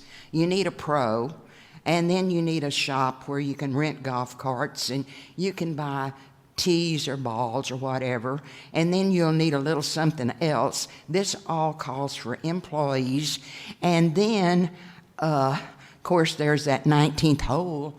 If you're a golfer, you know what? I mean, I know you guys would not go to the 19th hole. I'm sorry. I have to be snide. You don't know what the 19th hole is? But I was wondering about, after it gets going, the cost and everything. And then I thought, okay, if you sold memberships, that would almost become like a country club. But I will agree with the kids getting out there, because I know lots of even small towns that can't have, baseball, can't have a lot of sports, and they are getting a lot of good golfers in the small towns and all over Texas, in fact. And the kids are important. But of course, if nothing else, you could go out and build a putt-putt a golf course, and that would take in the whole family. But is this a 9-hole golf course? Yes, ma'am. Oh, okay. And I think from what Nathan said, anywhere from 50 to 150 yards per hole. Okay, but think about the cost on just a 9, Yes, ma'am. There's a lot of money there to keep it up. That is my consideration. So anyway, I've given you my opinion on being a golf widow. And I'll tell you what, it was freezing cold. There was snow on the ground. Nobody on the golf course. But it was a beautiful day. The sun was shining. And guess what? I pulled my husband's golf cart while he chased his little orange balls. You must have really, really, really loved your husband. No, I just got tired of staying at home. You know, but anyway, people would call. He had people he played golf with, and they would call and they'd say, "Oh, hey, we need a foursome. You ready?" And he'd say, "Yeah." And one day he left me with 100 ears of corn to shuck. Yeah, that's I was low man on the totem pole. But anyway, it's like I say, I would like to really see something for the kids, you know, especially. There's a lot of kids coming up, and they're our future. Yes, ma'am. Thank you. Thank you, Rita, and thank you for always bringing an abundance of knowledge and great opinions. All right, so I have a bunch of citizen comments here, and I'll just read through them real quick before we decide on which direction we're going to move. So Stephanie Myers does not wish to speak, but she shows support of the Par 3 golf course. Rex Myers does not wish to speak, but he shows support of the Par 3 golf course. Julian Kresge does not wish to speak, but shows support of the Par 3 golf course. Ramona Wadley does not wish to speak, but she shows support of the Par 3 golf course. Sammy Mubashir does not wish to speak, but shows support of the Par 3 golf course. Chandler Goldman does not wish to speak, but shows support of the Par 3 golf course. Jace Prince does not wish to speak, but shows support of the Par 3 golf course. Greg Sizemore does not wish to speak, but shows support of the golf course feasibility study. Kevin Adair does not wish to speak, but shows support of the Par 3 golf course. Sandra Myers does not wish to speak, but shows support of the Par 3 golf course. Can I change my vote to speak? I'm Sandra Myers. Yes, by all means. Please introduce yourself and where you stay, and you'll have 3 minutes. Okay. I'm Sandra Myers. I am a member of the SMU 1979 National Championship team. When I graduated high school was the first time that women were able to get golf scholarships. I really wanted to turn pro. I'm the 1975 Texas State Junior Girls Champion. I'm the 1977 National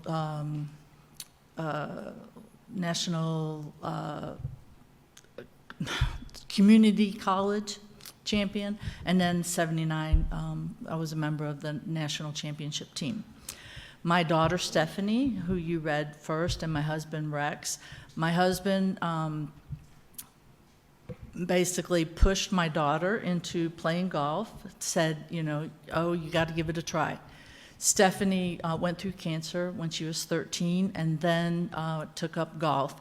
Mr. Cervantes, we had to pay him to tell her the same thing that I told her, but she would listen to him and not listen to me. But she played with Mr. Cervantes' daughters. And I just want to say that having a par 3 is a lot of fun. The golf game is something that you want to practice, the short game. A lot of people, they just want to hit it as far as they can, and that's not the name of the game. That's not where you score. And I can't help to feel like that there's a lot of young kids out there that would love to try a little bit at golf and just see if they have the ability to do it. And I know with Mr. Cervantes around, there will be some really good swings, and I would, you know, love to also participate once I retire from work. I'm not retired yet. But anyways, there's so much at golf. You learn rules, you learn etiquette, You also learn a great lifelong ability. It's like riding a bike. You just never lose that ability. Now, you may lose your touch a little bit, but with a little practice, you can definitely get it back. I see a lot of really good benefits for having a par 3 golf course. And so I just want you to know that we're behind it. Thank you. Thank you. Oh, and I forgot to tell you, my daughter got a scholarship to college. So she went through school on a golf scholarship 4 years at Texas Wesleyan University in Fort Worth. Nice. Thank you. All right. Herb Goldsmith does not wish to speak, but he would like to record his opposition for the par 3 golf course. Scott Stanek does not wish to speak, but he supports the par 3 golf course. Bradley Nutt does not wish to speak, but he supports the par 3 golf course. David Segura does not wish to speak, but he supports the par 3 golf course. Joe Frey does not wish to speak, but he supports the par 3 golf course. Atalano Guerrera does not wish to speak, but does support the par 3 golf course. Cody Sunderman does not wish to speak, but supports the par 3 golf course. John Postel does not wish to speak, but supports the golf course feasibility. Braff Cook does not wish to speak, but supports the par 3 golf course. And Braff Cook got in here twice, so he just wants to double down on his support. All right, council, that is all that has signed up to speak for citizen comments, even for that portion or in general. So now that that is taken care of, council, what direction would you like for staff to move on? Councilmember Plunkett, you were coming with something earlier. All right, I move that we direct staff to seek sponsorship, partnership opportunities, and also grants as well, and for the citizenry to go out and figure out what you want and come back to us on the 28th of July. Second. All right, we have a motion and a second. All in favor? Aye. All opposed? All right, it passes unanimous. That's great news. And just on the turn, I forgot to mention maybe last week, but our golf team, both the male and the female for Bastrop High School, made the playoffs this past season. So, I mean, like, golf is here in Bastrop, and we have kids that are doing outstanding jobs. And you're absolutely right. The short game is where it's at. It's where it makes or breaks you. So, all right, thank you. On to the next part of our feasibility study. The Hospital Convention Center feasibility study. Madam City Manager. Colin, can you move to the hotel feasibility study, please? It is slide number 15. Oh, hotel. I'm sorry, I skipped over that. I'm sorry. Okay, no, that's okay. That's okay. I'll give folks a minute. I'm sure to- you know how excited I am about the hospital one, so that's. I know.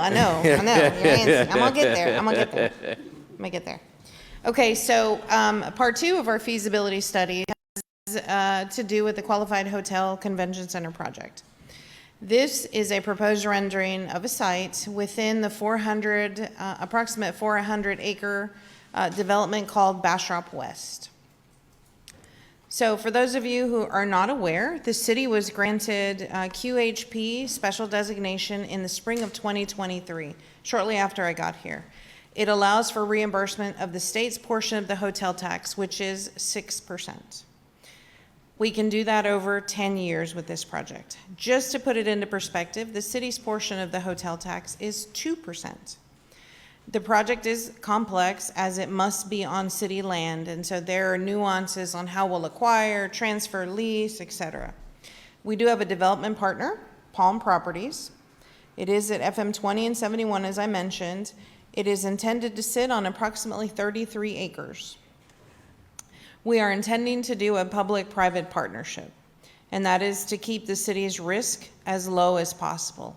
P3s are governed by state statute and have very specific guardrails to make sure we're following purchasing rules, etc. And the reason for that is because we have a development partner, and while he or she may want to bring in their developers to kick the tires around, we want to make sure that the developer can fully commit and can fully get the project to completion. The feasibility study has also shown that it is a financially viable project. The proposal is for a 300-room hotel with 40,000 square feet of convention center space. It is, I believe, a 4-story hotel. It is not 8 stories, it's not 12 stories, it's not anything crazy. It's keeping within the Bastrop feel. It would be an approximately $150 million investment by a developer. Now, I'm going to show you the math here in a minute. We would be looking at a public improvement district that would cover the public improvements, the oversized water lines, park features, things like that in the development, and then also the city's first tax increment reinvestment zone / fund. This project would benefit from that because if you're not aware of what a TERS is, it essentially captures new value. And as the development is creating the value, we can reinvest that back into debt, we can invest that back into infrastructure, etc. Here is the proposed site of the hotel. That is a 3D rendering of what that hotel would look like. There is a water feature associated with the hotel. It is a water obstacle course, and that was, it starts with the W, it's like Wix Bit, something like that. And that is really because they did a demographic study, and we like our adventures, and we like, you know, I don't know, I guess folks around here are watching Gladiator, American Gladiator on Friday nights, and fallen into the water, but that seems to be a popular. They've given us 4 options. Staff and I have reviewed, we've gone over this time and time again with the group, and we believe this is probably the most feasible option from not just a cost perspective, but the orientation of the buildings, how they're attached, because the qualified hotel project, you know, they really need to be under the same roof line. Other proposals included sky bridges and things, and those things, as you know, tend to get very expensive. We have not ruled out a parking structure here. Hotels and hospitals take up a heck of a lot of parking, and that is parking that isn't used for other types of spaces. So that's something that's on the horizon that as we drill deeper, we will need to look more closely at. So there is a proposed hotel room mix that is 300 hotel rooms that are proposed. Some kings, some doubles, and some suites. There are franchise recommendations already on the books of folks who are interested in helping bring this to Bastrop. Other amenities, I know that's very small. There's a ballroom space, there's meeting rooms, there's outdoor areas, there's a full-service restaurant, lobby, coffee shop, aquatic snack bar, swim-up bar, aquatic recreation and features, resort pools, etc.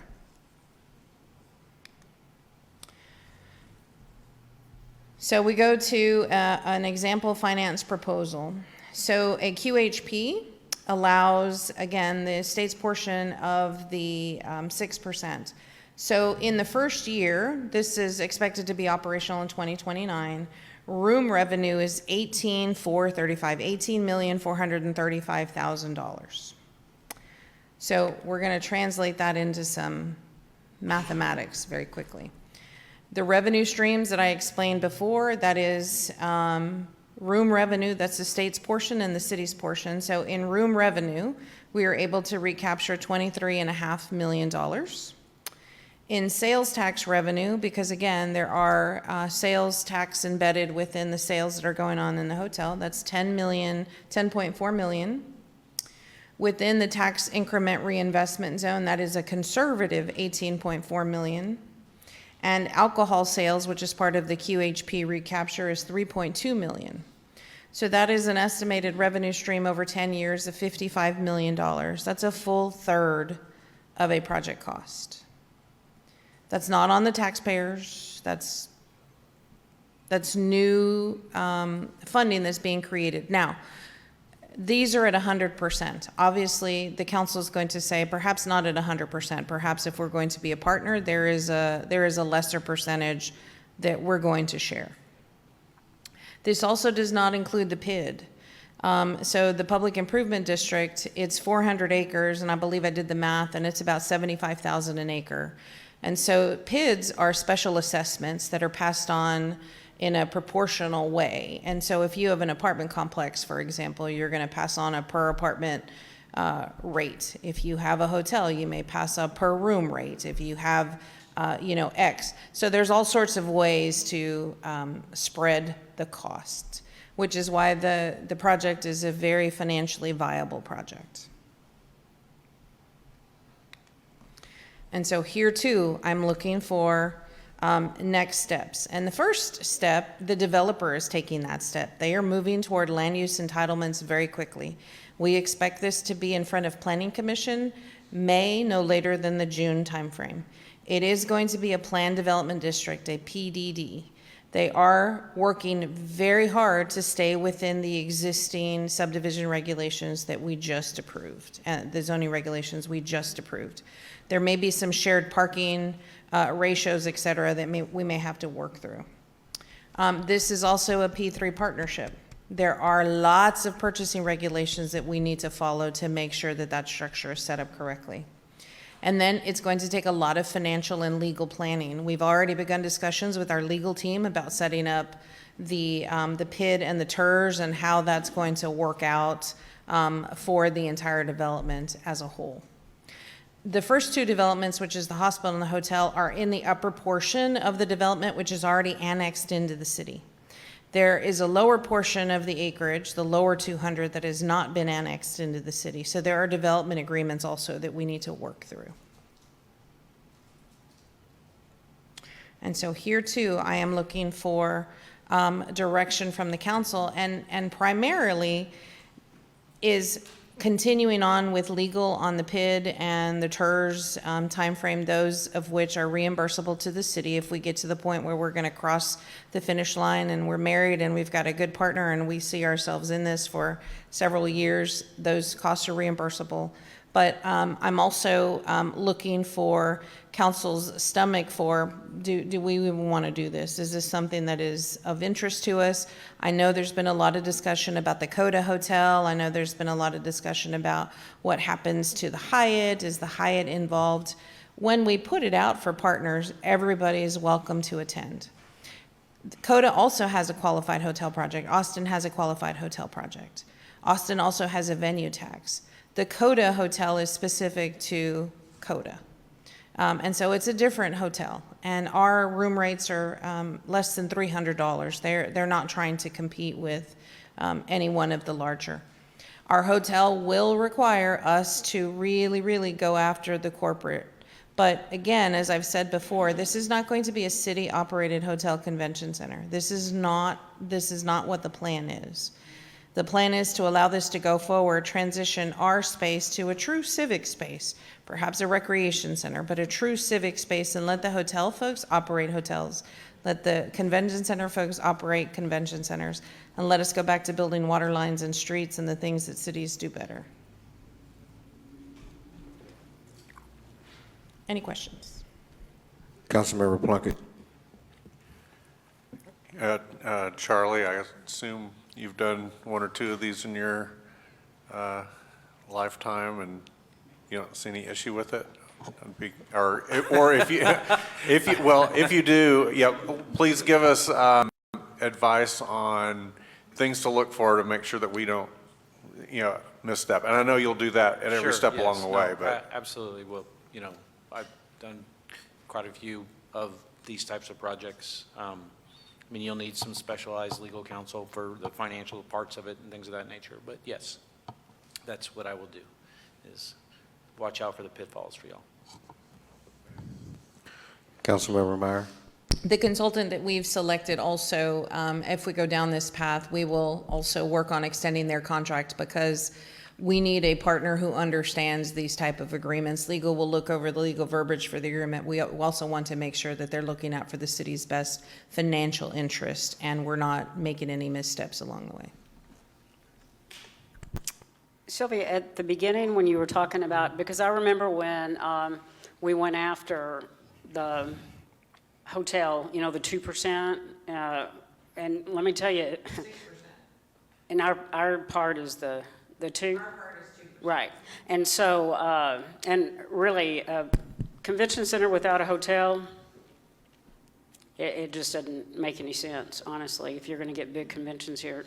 But going back to that 2%, if we're in the partnership with them, is that how they get that 2% then that we got? It's the state 6% that they get. Right. It's the state They get 6%. Because we're in a partnership with them. Yes, Okay. well, yes, but they get it because we have drafted an agreement that Okay. says how it's supposed to Got be stipulated, because really that belongs to the city. Exactly. It is a city's qualified hotel project. It is on city property, and so there's a lot of nuances on how that works. But, you know, I'll just say, for example, the developer sells us 33 acres for $1, we turn around and we lease it back for $1, and these are just hypothetical numbers. We lease it back for $1, and, you know, somebody else is running the hotel and convention center. Right. Good. I just wanted to get clarification on how we did that. Thank you. I'm not looking to go borrow $150 million to build a hotel convention center. We will just say that right now. Councilmember Fosler. Thank you. And the PDD is for the 33 acres, right? Not the big, just the, or is it 33? The PDD will come for the property that is within the city limits, and I believe it's, I'm going to just cut it in half. It may be a little less than 200 acres. Okay, so they'll have the drawing, they'll have the whole 200 layout, okay. And have we done a P3 before? This city has never done a So the P3 very before. first P3, okay. Yes, the city's, thank you, Robert. The city's never done a TERS or a P3 ever. And so I'll give you an example of a current P3 that's happening today. The city of Hutto, because recreation is so important to you guys, the city of Hutto is doing a recreation city hall at the cost of $226 million. Sorry, Pflugerville, $226 million. That's $226 million all-inclusive. That was some right-of-way, that was some land, that was, Charlie was their legal counsel.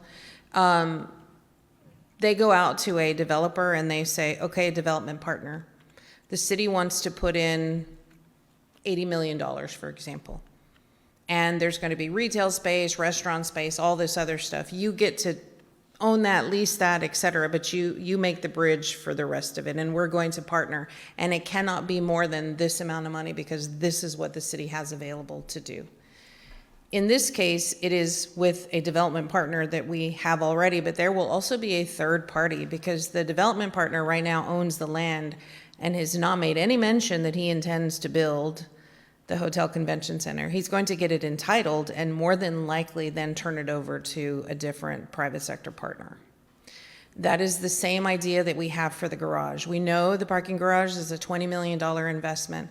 We have a development partner who's willing to come in at 50% of that to have control of the rental space of the restaurants and the retail space, of ownership of the restaurant and the retail space. So similar. It's a guaranteed amount essentially that the city's going to be covered to some extent of risk.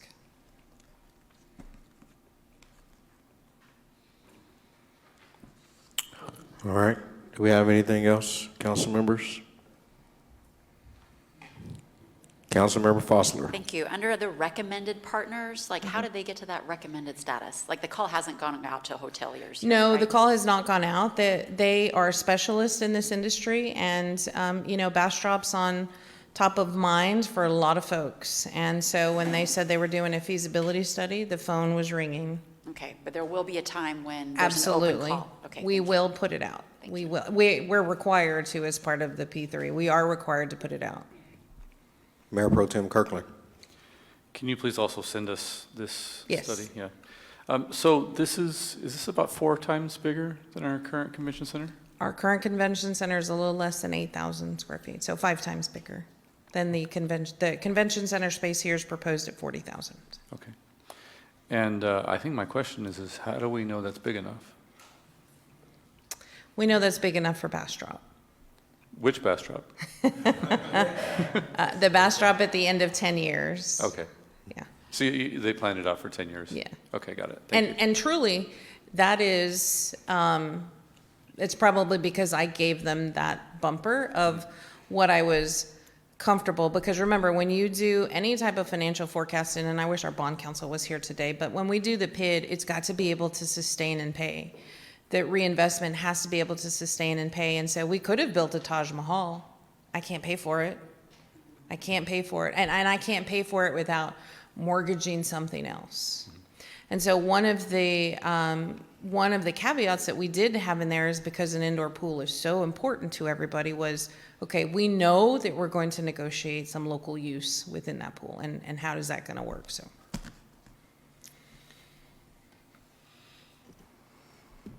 Thank you, Mayor Pro Tem.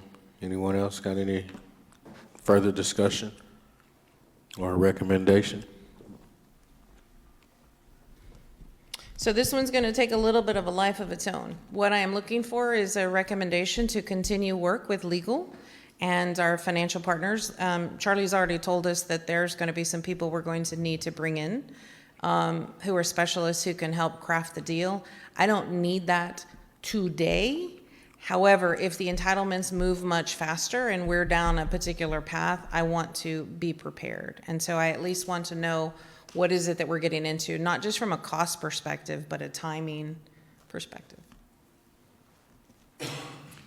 So I motion that we direct the city manager to work with legal and financial partners to firm up the plan and decide how to proceed.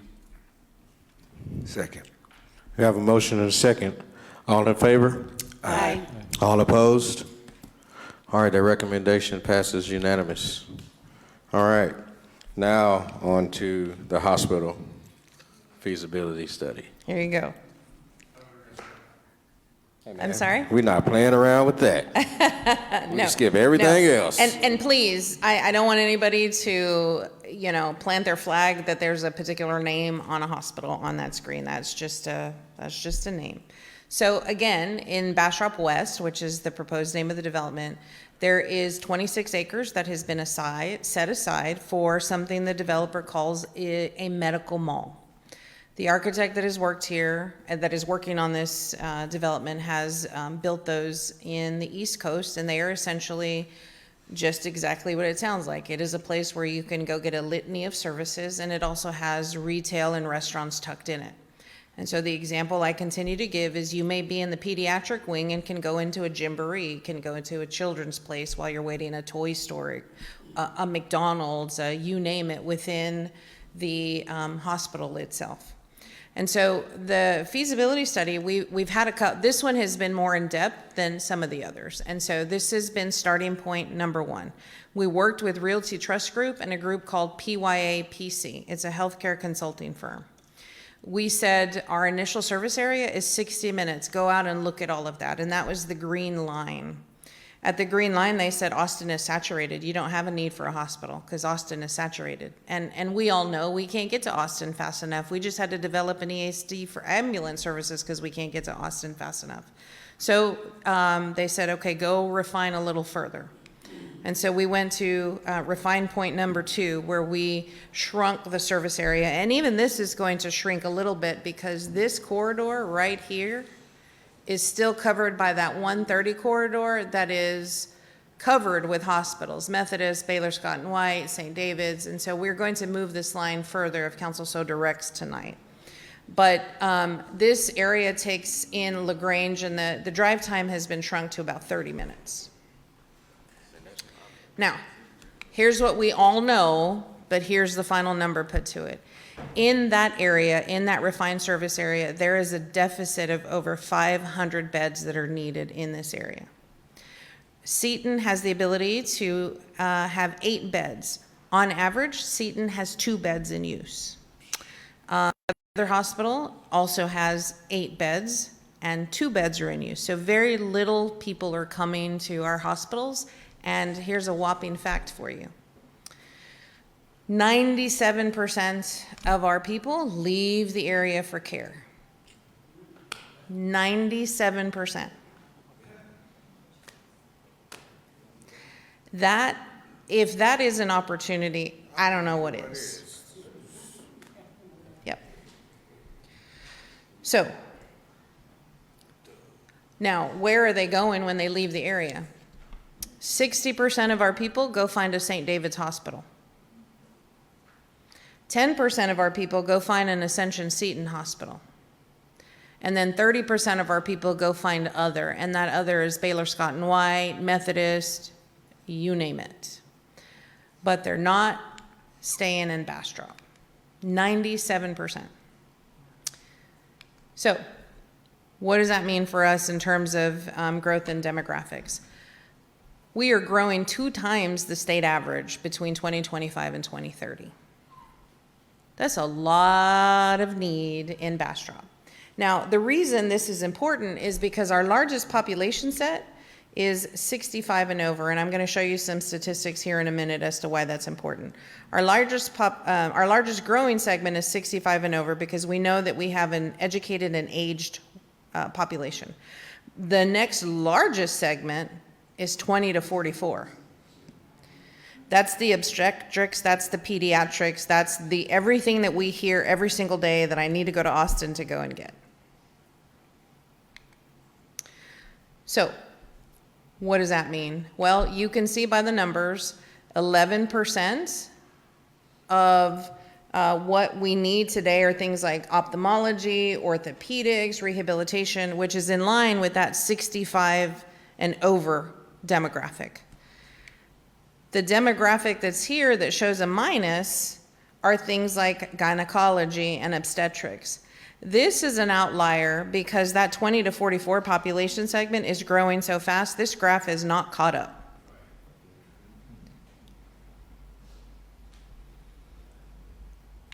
Now, there's the proposed location. It's north of the Hotel Convention Center. It is right off of, it's the upper portion of that Bastrop West. It's on 26 acres. Again, this is a PID. It's all within that same PID and TERS, and the approximate cost to the hospital is $150 million. I do not want the public to believe the city is going to go invest $150 million. That is not, we are not going to run a hospital. What we are going to do is help the development to get the infrastructure put in this entire area so that those things can come here. We've been working with our partners at Bluebonnet. Bluebonnet has a substation that they are preparing to handle this development. It is to the north on 71. We're going to have discussions with Aqua as to whether or not Aqua can serve in the time frame that Aqua can serve, and we may be needing to buy out the CCN or swap CCN of some sort. That is for the developer to handle. That is not for us to handle. But there is some massive infrastructure opportunities here in this entire development that would allow us, as we bring wastewater down the 1209, make the turn at 71, oversizing some things here, it just opens up that entire corridor to 71. The bottom portion of this development is mixed use. There's some apartments, there's some, he had something called an educational facility in here. Same thing as we're going to talk about. There are things that you don't want inside these type of developments, especially if it's not going to pay any property tax. It may have a value, for example, to the community, and the council may decide that that's an important value. But when we're looking at a payout over 10 years, we really want to discourage those types of things in a development. And so, next steps. Again, the entitlements are moving quickly. What I would like to do is have sit-downs with with the people that we know are in the current market share. We know St. David's is here, we know Seton is here, and we know the other 30%. We will put out an invitation to discuss with all of them, and if those don't bear fruit, we will put it out. Those people are going to bear fruit because they've already expressed interest. I've already had people come visit me. But again, work with legal, work with the financial to make sure all of the pieces are in line. Any questions? Mayor Pro Tem Kirkland.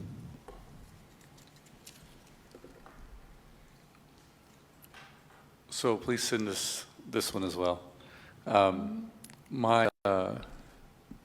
kind of trying to figure out the right words for the question. So, you know, obviously solving the 97% gap has an extremely high value to the residents, both regionally and of the city of Bastrop. And then you had a price tag on there, which I won't even repeat because that wasn't necessarily our price tag. That's right. But I guess my question is what is our price tag? How do we pay for it? Because if it's not going to be tax generating, that is just a cost. It's not something you get back. So how does that, describe that to me. How does that fit? So our cost really at this point is going to be an opportunity cost, because that land has today, it's an ag exempt land, there's no value. And if we don't participate, you know, the chances of something getting developed there, apartments, things like that, that'll happen. Our partnership is going to be in the PID, in the Public Improvement District, because those bonds are at the faith and good credit of us, make sure we do our due diligence. Our cost is in the review, making sure that things are in place. And then when we put in the tax increment reinvestment zone, we're foregoing ad valorem tax. And again, if it's not created, we're not missing it. So we're going to forego things for a period of years. So you 10 probably. You were suggesting using the TERS as a funding mechanism for the Hotel Convention Center project. For this entire 400-acre development. You were suggesting taking this 400-acre development, using its TERS revenue to go back into funding the Hotel and Convention Center project. Is that correct? No, the TERS revenue to pay the PID bonds and whatever agreement that we reach with the developer. Okay.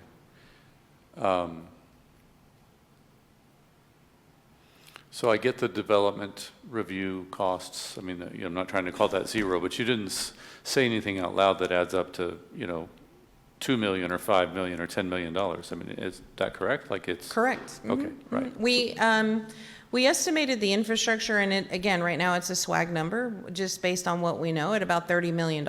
Yeah. We know that. And so I envision the PID having a $30 to $50 million amount. And so, you know, the portion of what is assessed, what special assessments have to happen, we do manage that. We do have a PID administrator. So there's some costs involved in that. But this is really entirely developer driven. Our role is really that of a facilitator and also a double checker. Mm-hmm. I wouldn't offer any kind of incentive to anybody that just wanted to come kick the tires. We're going to do our super due diligence and make sure that they can carry to the finish line. Got it. Thank you. Mm-hmm.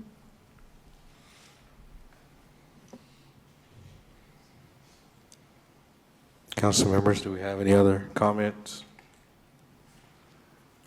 Councilmember Lowe?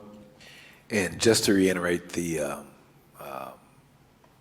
thought of the hospital, it's going to be full service, right? Correct. Okay. I just wanted that to get out there because, oh, no, just another. It's definitely, you know, we're going to have trauma wards and babies, right? Yes. And surgeries and And ICUs. so for this particular feasibility study, I do need specific action, and that is the consultant, we need to refine this even further. Like I said, I need to take off that portion that's on 130, because that graph that I showed you of the ages and the specialties that are needed, I need to refine that further. And it needs to be based on our existing growth, because I do need to understand what kind of needs are we going to be needing, not just for today, but as we grow out. Mm-hmm.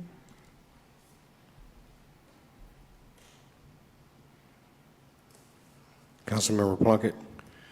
Well, I would agree that you need to chop some off at the west side, but I would also say that you could probably add a considerable amount to the east side and the south side, because people drive longer than that to get to our Home Depot and our Lowe's. And if they'll drive that far for a Home Depot or a Lowe's, they'll definitely drive that far for a surgery or, Yeah. or a baby. For sure. No, I think our boundary goes to Columbus. Yeah, the LaGrange Hospital closing was a big deal. Was a big factor in some of our conversations. Andres can get into the super weeds about, hospitals have CCN areas too. I know y'all didn't know that, because I didn't know that. So there's a lot of nuances in that, and that I'm asking the consultant for a phase 2 feasibility on what that looks like as we further refine the data, so that when we put it out, we're putting out with good information.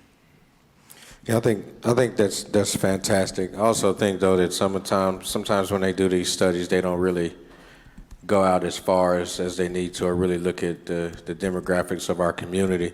And in our area, right, people are willing to travel further than normal, especially when you have those services. And I mean, on a regional standpoint, we have that opportunity to, touch so many communities, and that they'll rely on us, from Columbus, Shiner, Schulenburg, LaGrange, Giddings, Burton, Thorndale. All of those places are a good hour-plus drive away, but I guarantee you that they'll come here for the services that we provide.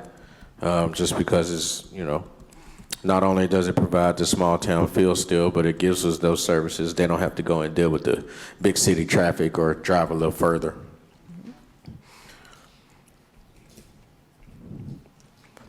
Councilmember Fossler. Thank you.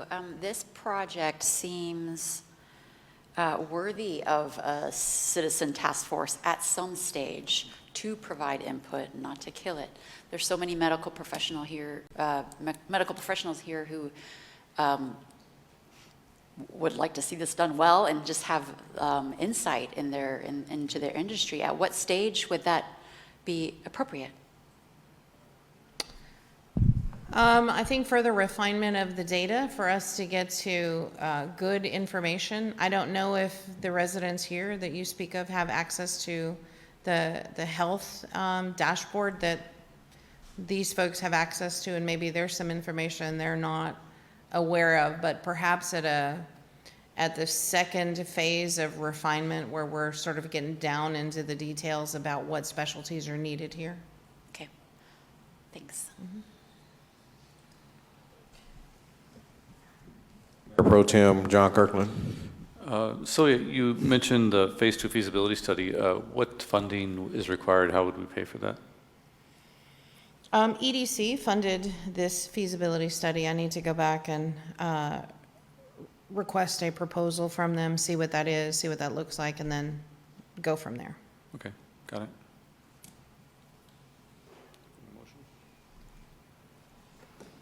All right, council, we have any other discussion?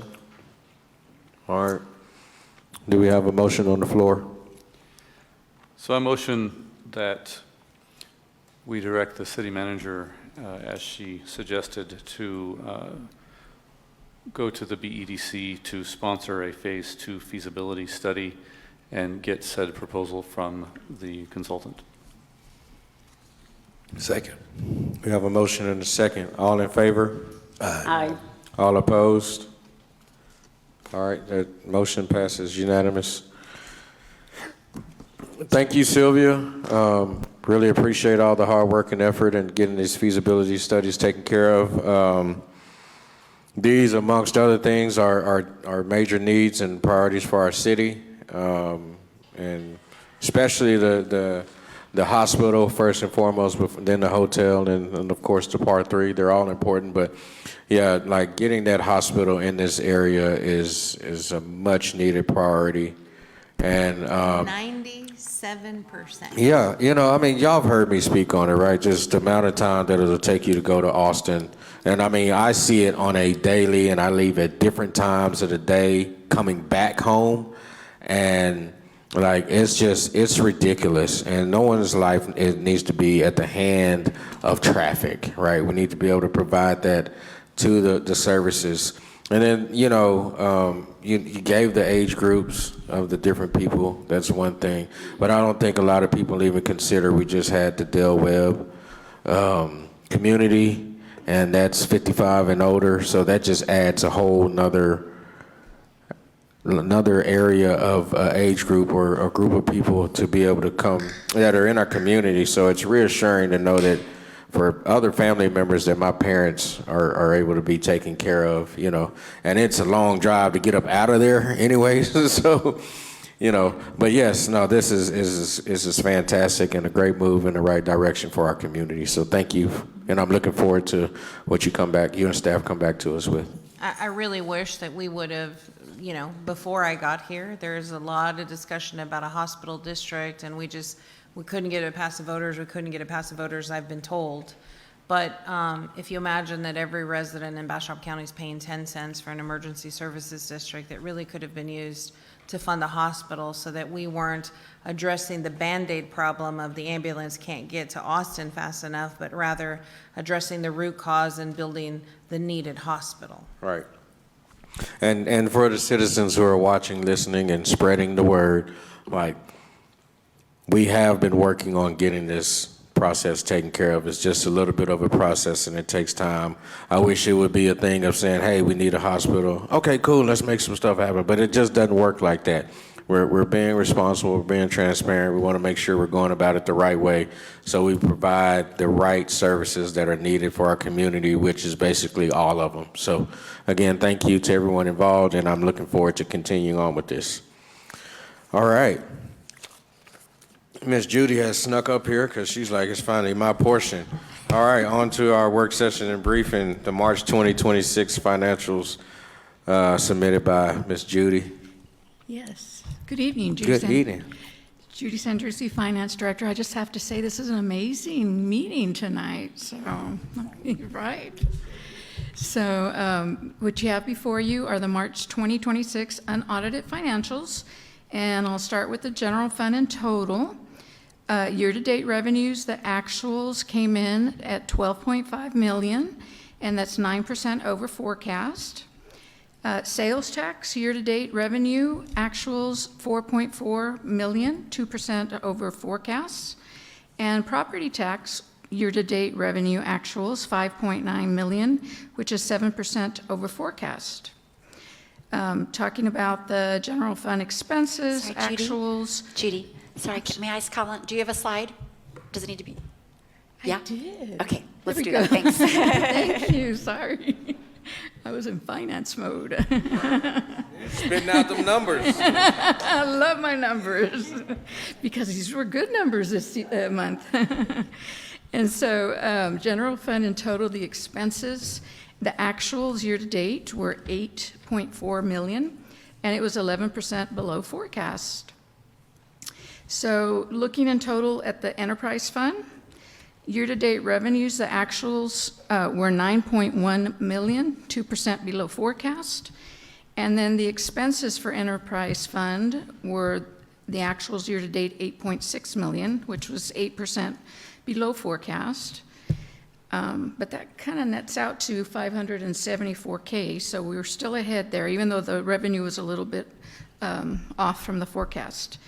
And then special revenue funds in total, year-to-date revenue, the actuals were $10.2 million, 4% under forecast. And your special revenue fund in total, the expenses year-to-date came in at $7.6 million, 11% below forecast. And then the next slide are your capital expenditures. I listed out there what the expenses pertain to. For your street projects, the actuals 1.5 is Agnes Street, Blakey Lane, Settlement Drive sidewalks. Fleet and facilities, 29K of actuals. That's the mechanic shop build out that they're working on. Park projects includes the bridge, Fisherman's Park, Delgado, Veterans Memorial, Mayfest Park of $3.4 million of actuals. Discover Bastrop, this is the visitor center stairs, $14,000. They're getting started on that. And the BPNL projects, $104K, was a rebuild of Mesquite Street line. And then the water, wastewater, $1.7 million, and that is the wastewater treatment plant 1 and 2 rehab. Any questions? I want to go and touch on the hotel occupancy fund. I know that many of you have been contacted or understand that we have an agreement pending with several of our community assets off of that fund. Michaela is on notice to hold expenses, and I have put her also on notice that we will hold hiring. There's going to be there was supposed to be a Main Street manager we were going to try to fill latter part of the year. That's her replacement position, but we're going to hold that. And she's under direction to make sure that she holds expenses down.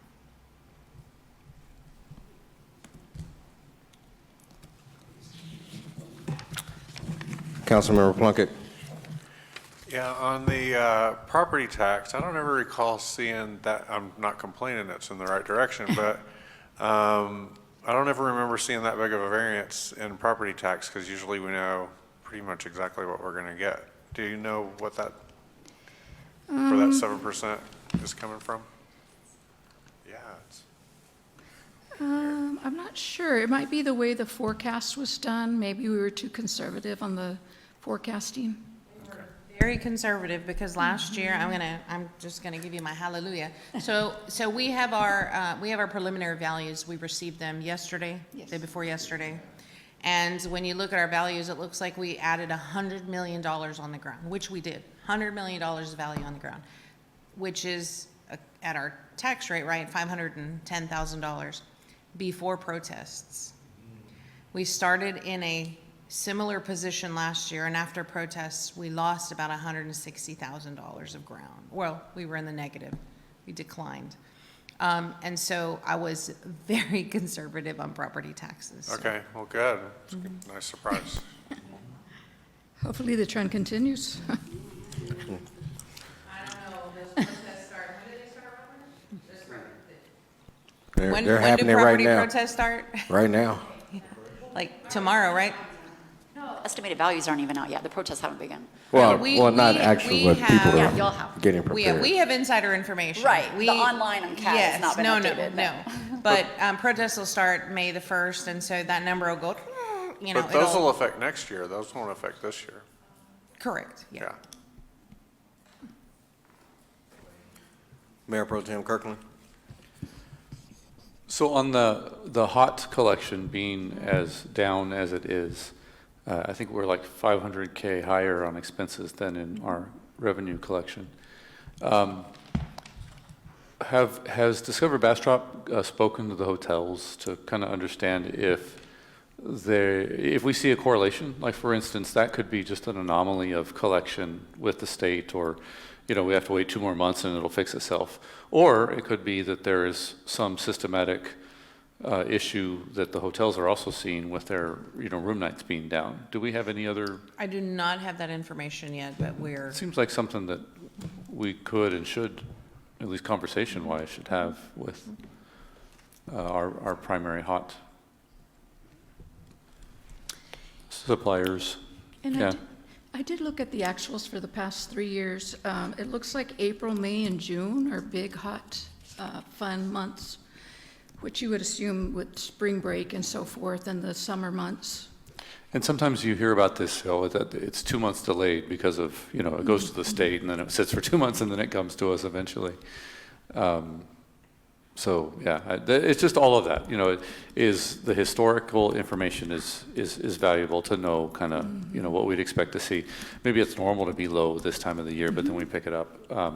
And then the second thing is if we're lower than historicals, then do we see that same correlation in the communication with the hotels?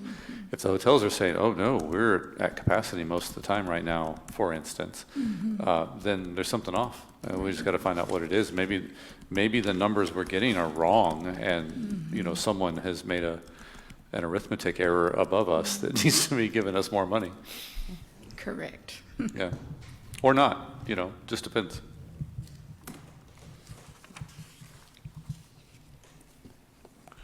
All right, Council, do we have any other questions or anything? Thank you, Ms. Judy. Thank you all. All right. So just before we move on, Michael, do we have anybody else bring any more citizen comments? No. Okay. All right, we will move past that portion. On to consent agenda. All items listed on the consent agenda are considered to be routine by the city council and will be enacted by one motion. There will not be a separate discussion of these items. If discussion is desired, that item will be removed from consent agenda and will be considered separately. Council, do we have any?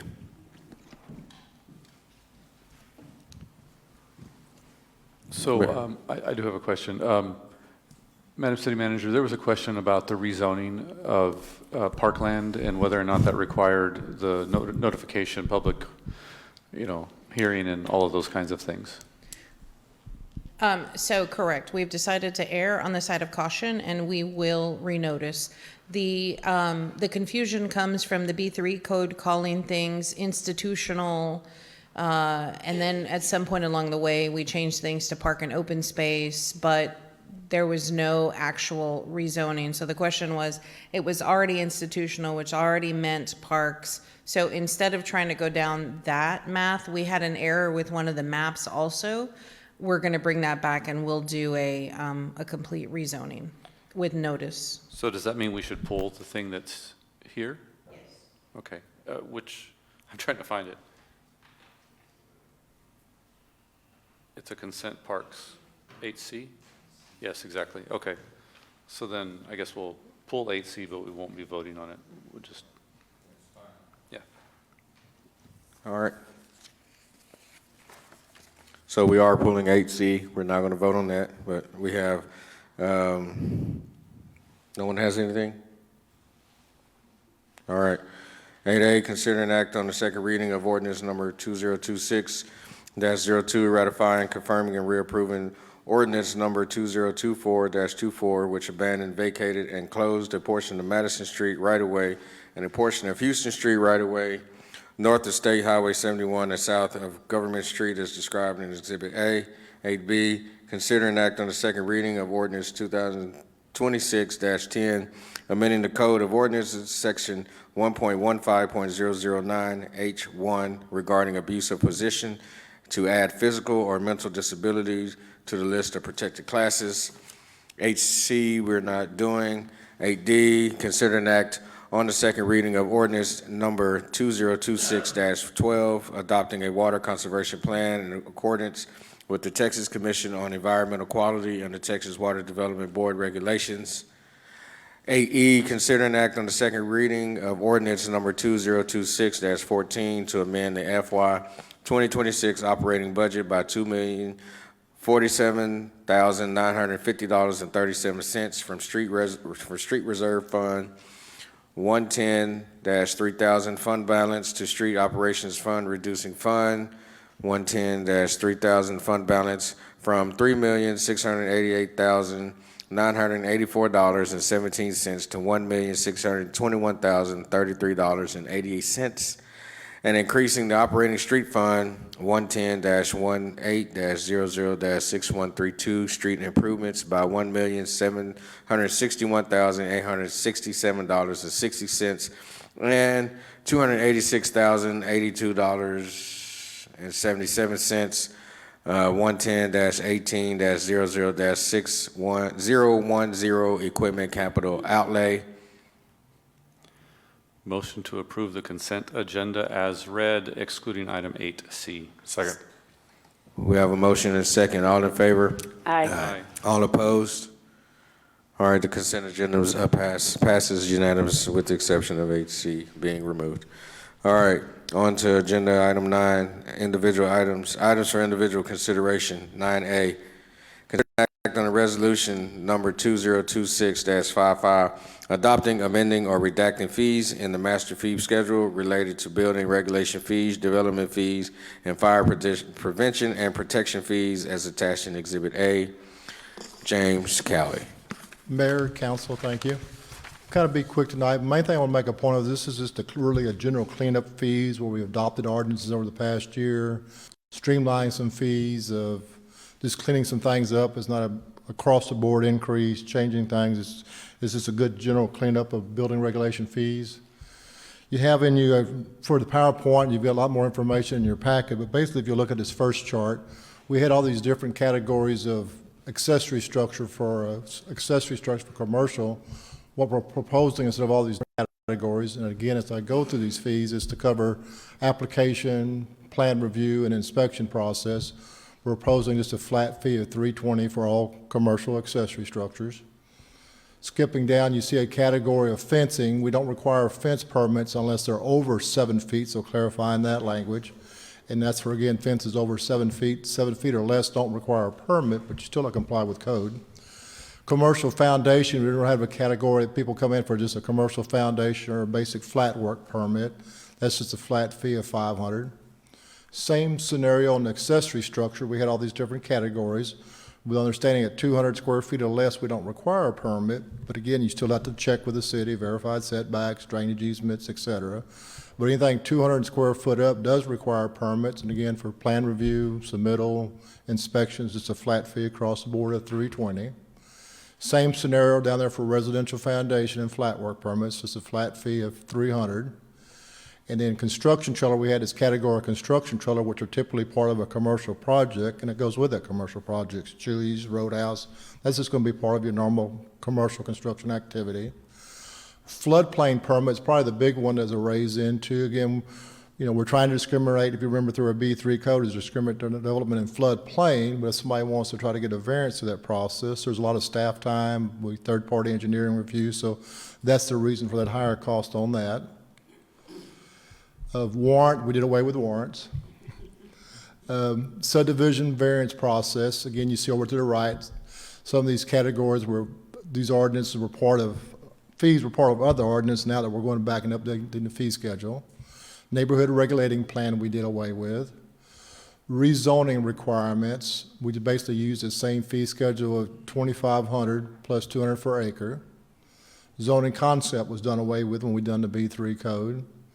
Zoning variance review is just a flat $500. The B3 text amendment we did away with. Conditional use permit, which you remember we added now through our new Bastrop Development Code, that's using the same scenario as a subdivision variance review. I mean, the rezoning request, because the same thing, conditional use, kind of the same process, goes before a different board. And then administrative sign variance we did away with. Sign variance we did away with. Mural, can't say permit review. Those are new sign ordinance, so it's a new review for that. And then mobile food vendor inspection fees is a flat fee of $75. And again, there's a lot of additional information about additional revenue, but again, for the public, no major changes, no additional fees. The biggest one is the floodplain, just a good general cleanup to match our fee schedule to match what we've adopted over the year. Any questions?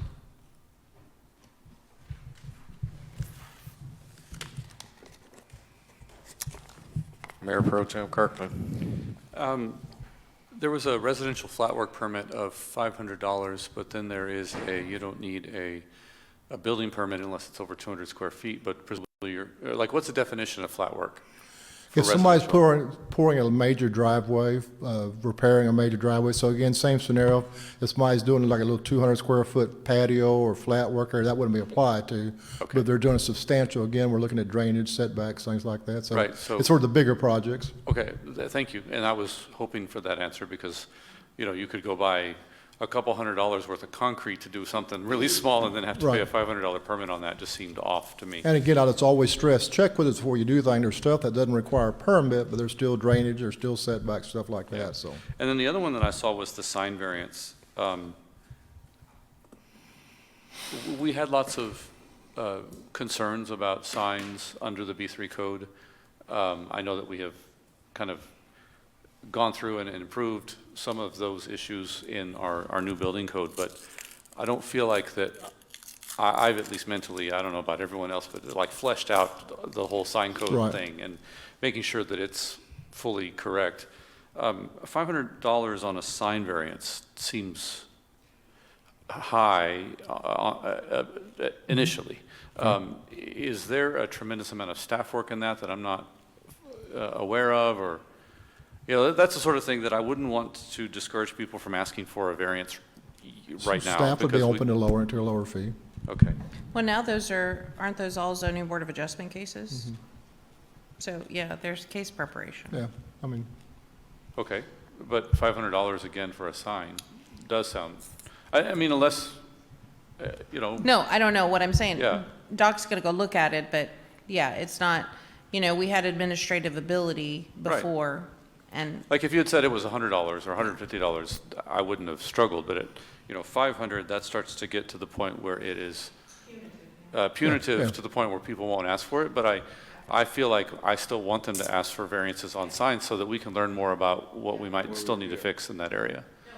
Sure, 250, 300, some more reasonable. Well, but even 250, 300 is still a little on the high, high side. okay. But again, if you said, no, I mean, we need to spend 12 hours of staff time. No, it's not that extensive, so, but it's Yeah. more than $100 worth of staff time. Against that common ground, where do you not let somebody come for a variance? It's especially a mom and pop operation. Yeah, Right.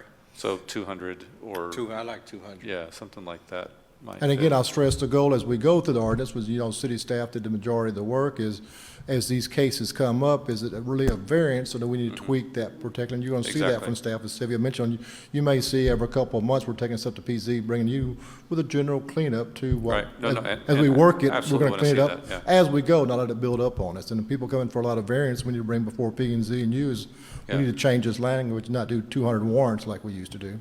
Yeah, so anyway, my concern was at $500, we would not learn because that would scare people away. 200 is acceptable. sure, we can do a cost of service on what that actually costs anyway. We're due that exercise anyway, for efficiency and cost. Councilmember Fosler, you took your light off, or you don't have anything now? I mean, it's small, but would you go to the previous slide, please? I have Backwards. a question about the. Which one? Like the rezoning request review and the conditional use permit review, because the conditional use is going to be, it's pretty new to us, right? So it's more like an application without a guarantee that you're going to get it. Right. Right. So that's a upfront cost of going through the process, no matter Right. the outcome. That's the same for conditional use, rezoning. I think, are those the only two like that? Was The last others one? are more like, Well, the rezoning and conditional use are basically going to be the same process of notifications, et cetera. And so that's why we kind of treat them the same as, the paper, the notification, or the process, the timing, the cost, the letters, the notice is pretty well yeah, I similar to think those it's two. about the same. Yeah, I was just alerting the public, this is a new process, and there's not a guaranteed result, but you Right. get to go through, and then you get to go through the process and Yeah. try to get your result. And again, the goal is work with staff, is try to really, can we work through the codes? Can we meet the codes? Is there a need to go through a rezone and go through and address your concerns is before they go through, again, the applicant always has the opportunity to ask for a variance, conditional use permit, rezoning case, but they'll need to be understanding where staff stands and where we stand as a city as they go forward with those requests. Councilmember Meyer? Thank you, Mayor. I just want to say thank you to Development Services because that's a major cleanup and it makes sense now and it's logical. And if I never hear the word warrant again, except in law enforcement, it'll be too soon. So thank you so much for that, Doc. And again, I'm sorry to beat this dead, but please get with us before y'all start. So staff's going to paint you, lead you a path. We may not always agree on the path, but everybody will have the same facts to go forward on. All right. We have any more discussion, council? All right, we have a motion. Move to approve. Oh, with the, pardon, you were.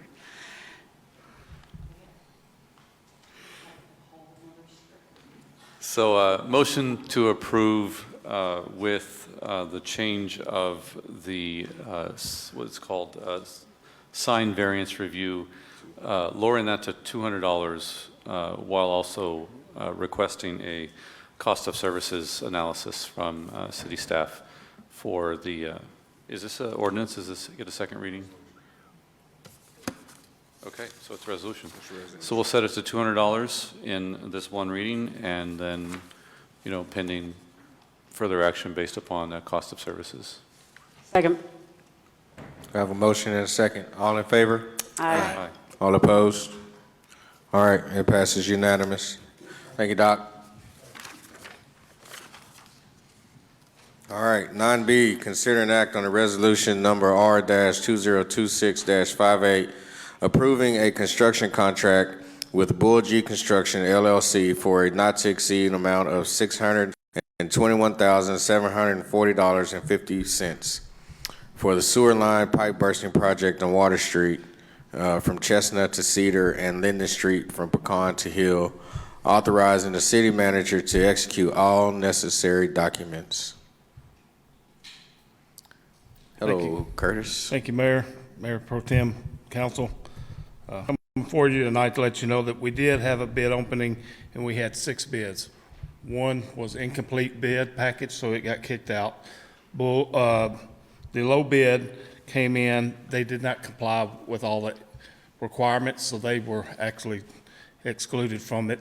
And then they asked to be remove their bid because they'd made tabulation. That's why they were $300,000 cheaper. Yeah, it seems there's, yeah. Well, and then the next low bid was Bulgy, which is a firm that's doing the pipe bursting out here. And, yeah, it's been quite a weekend since this was put together. As y'all know, they're the ones that struck the 12-inch force main. That was during the open section where they was open cutting. And it really hard for me to stand here and say I recommend someone that irresponsible. It's clearly they potholed that line. I don't know how they hit it, but they did. That means where you uncover it lightly with small equipment, so when you come through with your bigger, larger equipment, because, you know, a big machine, it hits the top of it, it blows it out. You know, we lose over 200,000 gallons of water in that little time period. Customers, and we're gonna end up pulling their bond because of lost revenue over this. So I'm standing here in front of y'all to tell y'all that, to let y'all know it's still your choice. The next lowest bid after that was King Solution Services at $333,531, which is a difference of $11,790.50. Wait a minute, Curtis, you said 338. Oh, I'm It's 633. And have we checked references to the second one? Yeah, we have Chad with us with Bevco here. Okay, yeah. And councils, the concern is not just that our folks lost revenue. That's a really big concern. But when you pull the bond to a contractor, that is a big deal. That is a very big deal. I mean, we know that one of the car washes alone was $10,000 in lost revenue. That's just one car wash. And then all of those businesses on 71, that's more than the work. Mm-hmm. That's gonna be more than the work that they're actually doing. And so, it's very difficult for me to recommend, Bulgy. I would recommend that we go with the alternate. So, you know, when you're dealing with companies like this and they're putting in bids to work for cities and to do work, to me, my expectation is that you've been here, done that, right? And that's construction 101. And I totally get accidents happen, but at the same time, not like this. No. Right, you definitely should be more attentive of your work area and what you have going on. And, yeah, like, sometimes it's just what you get with the lower bid type of people. But it can happen to anyone, but I too do not feel comfortable moving forward with this group here. Yeah, well, you know, their Or work, the way they hit the line is one thing, but like city manager brought up, you know, we pull their bond, what are they gonna, oh, this what bid? It's just one thing after another with the group when they're already just happy with you. So just uncomfortable all the way around. But their work performance is really the driver for me. Right, yeah, exactly. Council?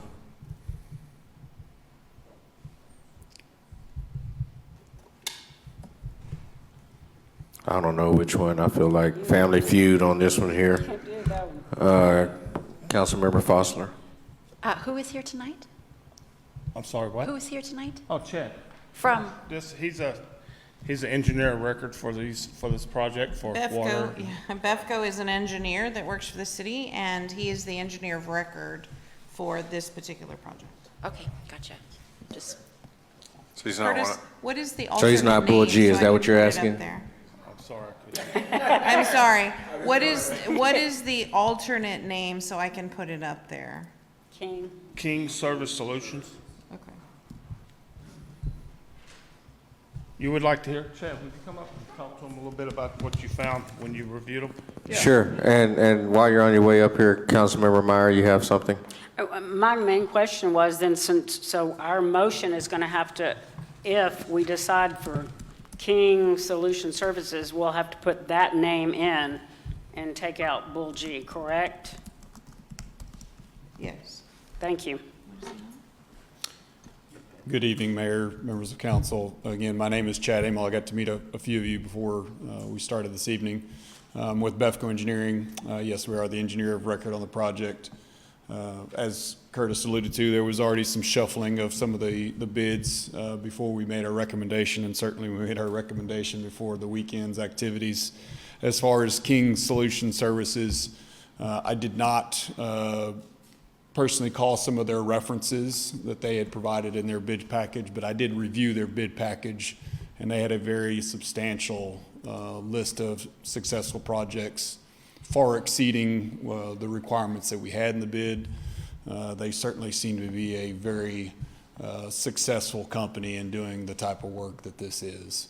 And they service, they're from the Houston region. They do a lot of work in the Houston region naturally, but to even reach out beyond that. So it's not as if I feel like they're leaving their home territory either. They did service other communities outside of the Houston sphere, if you will. So as far as beyond, again, I didn't necessarily contact each reference like I normally would do with your lower bidders, because they were in this case, they were the third low bidder, initially anyway.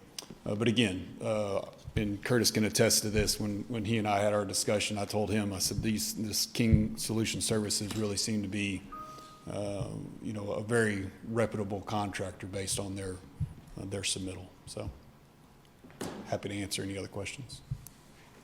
Mayor Pro Tem Kirkland. On the references check, would you prefer that you check references first? Honestly, again, it's probably one of the better submittals I've ever seen, frankly, for a contractor. So regardless of, I saw some of the engineering firms that they referenced, again, very large engineering firms doing very large work in the magnitude of multiple $million projects, just like this type of project. So regardless of checking individual engineers or maybe even a city staff member, I feel extremely comfortable they're qualified to do the work. Sylvia? In terms of timing on this particular one, are we in a hurry?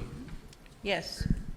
And Okay. I say that because as Curtis is trying to rush to be in front of Lance, in front of the street repair. Right. So, So- and the goal had been to mobilize one time. But if you want to table it to the next council meeting, we Well, can- that's kind of why I was asking the question, right? But I'm also wondering, how long would it take you to check some references? Like, could you do that tomorrow? Absolutely. Okay, Yeah. so maybe we could, motion to move forward, assuming your reference check, tomorrow comes out well, and then that is the confirmation. But if your reference check comes back negative, then, stop and bring it back to us.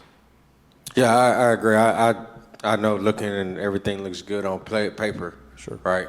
But you know how many Dallas Cowboy fans are out there and say everything looks good on paper, we're going to Super Bowl, and they just sell short every single year. So anyway, I don't want us to be in that type of situation, right? Just, I don't know. They just called it straight, man. I wasn't happy with the draft.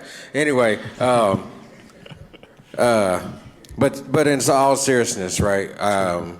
Companies that do this, they could potentially make everything look good, but nothing says, yeah, I'll hire them back, like calling those cities that they've done the work for, or could be satisfied with or dissatisfied. So definitely, if we can have that information before we move, because this is going to be a big project, right? And we don't need to have what happened to us happen again, because then we'll all be receiving phone calls, and it's bad for business. So Absolutely. And I did notice there were some repeat customers, if you will, of theirs. So that, again, that's always a good sign. Right. But absolutely, no issues with what's being asked of me. Councilmember Meyer? Thank you. So, Charlie, when a motion is made to state exactly what, thank goodness, I appreciate y'all putting that up there too on the changes, that will be on the conditional of the reference check, right, to make a motion? So when the motion is made to say exactly what we made the changes with the King solution and the amount of money, but that motion would be conditional on the check of references. That's what I heard. Is that yes. right? Okay, I just wanted to make sure that's how cool, got it. All right. Council, any further discussion? No? I believe John has constructed a motion over here. Motion that we approve resolution number R 2026-58 with the change to King Solution Service, the change to $633,531, which is the alternate bid amount, and also pending final reference checks by our engineer of record. Second. We have a motion and a second. All in favor? Aye. All opposed? Thank you. Thank you. All right, Council, we are pulling agenda item 9C at the request of Assistant City Manager Andres Rosales. Now on to 9D, consider an act to approve A, resolution number 2026-63, authorizes an advanced funding agreement in recognition of the urgency of this project. Once bond issuance funds are obtained, the bond proceeds will reimburse the funding resources of the advanced funding agreement. And we have B, resolution number 2026-64 is for redirecting publication of the notice of intent to issue certificates of obligation for a not to exceed amount of $11 million and further directing publication of notice of intention to issue the City of Bastrop, Texas combination tax revenue certificates of obligation. And Ms. Judy. Good evening. Hello. Judy Sanders, the Finance Director. Hi, everybody. Long time no see, yes. So this agenda item has two parts. Part one is the advance funding agreement. These were items that were discussed at the April 14th City Council meeting, and I referenced the item number on the slide. And so there's an engineering contract for Walker Partners, $266K, Force Main, $164K. It's the extension of the Force Main from Utilities, Texas Utilities Corex lift station to connect with the existing 24-inch sewer line serving Valverde subdivision on FM 969. And then we have the water, $502K. And it's actually 10% of the $5 million that was discussed at the meeting April 14th. So in grand total, we're asking for an advance funding agreement of $933,169.85, and we're seeking approval to use our water wastewater reserves. Once the bond issuance is completed, we will reimburse the reserves through the bond proceeds for this amount, the same amount. And then the second part is the bond issuance. This is the first tranche of an estimated $60 million that we're going to be seeking. We're seeking approval for the $11 million bond issuance and to move forward directing the publication of notice of intention in the Elgin Courier newspaper. They have been contacted and they are on standby. So then the next slide, with your approval tonight, it sets off a series of bond issuance events. Today, if you approve, you are directing publication of the notice of intent. The first notice will go in the paper next week, and then directly the next week after, the second notice will be in the newspaper. After this, our financial advisor will coordinate a bond rating for these COs, certificates of obligations. And then Tuesday, July 7th, the preliminary official statement is distributed to the bidders, And then the week after, July 14th, we will bring this back to council to adopt an ordinance authorizing the issuance of the COs. And then the closing will be on Tuesday, August 4th. The purchaser of the COs delivers the funds to the city.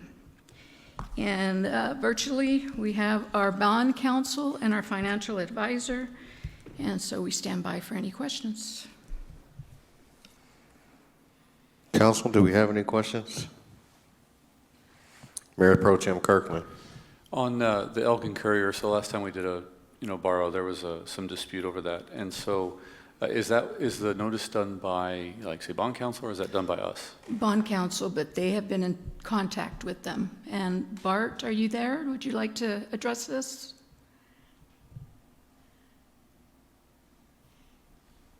He might be having technical difficulties. Well, and he unmuted us. Yeah, he unmuted, but then we can't hear him, and that's okay. I mean, Okay. As long as we have a good answer for that, and ding ding, the resolution doesn't mention anything about which newspaper. So I think in our motion, if we said that, then that would probably set it down the right I path. revised it this afternoon. Well, I know, and then I had asked Sylvia Because of about your- it. Yeah, yes. exactly. I was like, hey, let's make sure we're set this down the direction Correct. that is a good one. So that's it. Thank you. Thank you. Councilmember Foster. Thank you. My question is more of timing. I can't remember, do CO ordinances require 2 readings? Like all other ordinances, or is this one different? Will this ordinance require 2 readings? Or are CO ordinances different than regular? Will it require 2 readings? Well, this is a resolution. So when we go for COs, yes, they'll be. Sorry, we go back to the calendar. I just want to make sure the calendar is possible. On July 14th, we do come back to authorize the issuance of the COs. So if that's our first reading,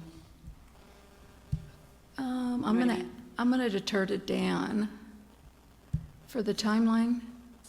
Judy? Yes, we can hear you, Judy? Dan. Yes, we Yes, can hear you. we can hear you. They're asking Okay, about how many readings are we going to have? Yeah, Dan Wegmiller here with Specialized Public Finance, and I think if Bart can chime in, but bond issues do get taken under 1 reading. Yeah, we've taken those up historically, and even though it's called an ordinance, state law trumps our charter, and they're passed by a single reading. Yeah. thanks for clarifying. Thank y'all for that clarification. You have anything else? Okay. Council, do we have any further discussion? Or we will need to make 2 motions, just FYI. Right? For one for A and one for B, they're 2 different resolutions. I'll move that we approve both Resolution 2026-63 and 2026-64. Okay. All right. Have a motion, first and a second. All in favor? Hold on. Okay. Yeah. I'd like to make a friendly amendment to that for the second resolution, 2026-64, to direct publication in Elgin Courier. That's good. Are you good with the friendly? Yes. Good. Okay. All right. All in favor? Aye. All opposed? All right, that passes unanimous. Thank you. Thank you. All right, on to agenda item 10A, executive session. City Council shall, it sounded like a bird. I was like, what is going on? City Council shall convene into a closed executive session in pursuant to Texas Local Government Code, Section 551.087, to deliberate regarding economic development for a revised Chapter 380 Economic Development Agreement with Pearl River Developer for Sendero. It is now 9:27, and we are going into executive session. Okay, everyone, it is now 9:58. We're taking a break from executive session to extend our council meeting. Motion to set the time of adjournment at 10:30. We have a motion. Do we have a second? All in favor? Aye. All opposed? All right, that passes unanimous. It is now 9:59 and we're going back into executive session.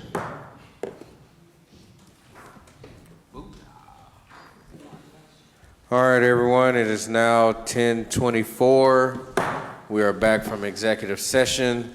No action was taken by council in our discussion. Motion to adjourn. We have a motion to adjourn. Do we have a second? We have a second. All in favor? Aye. All opposed?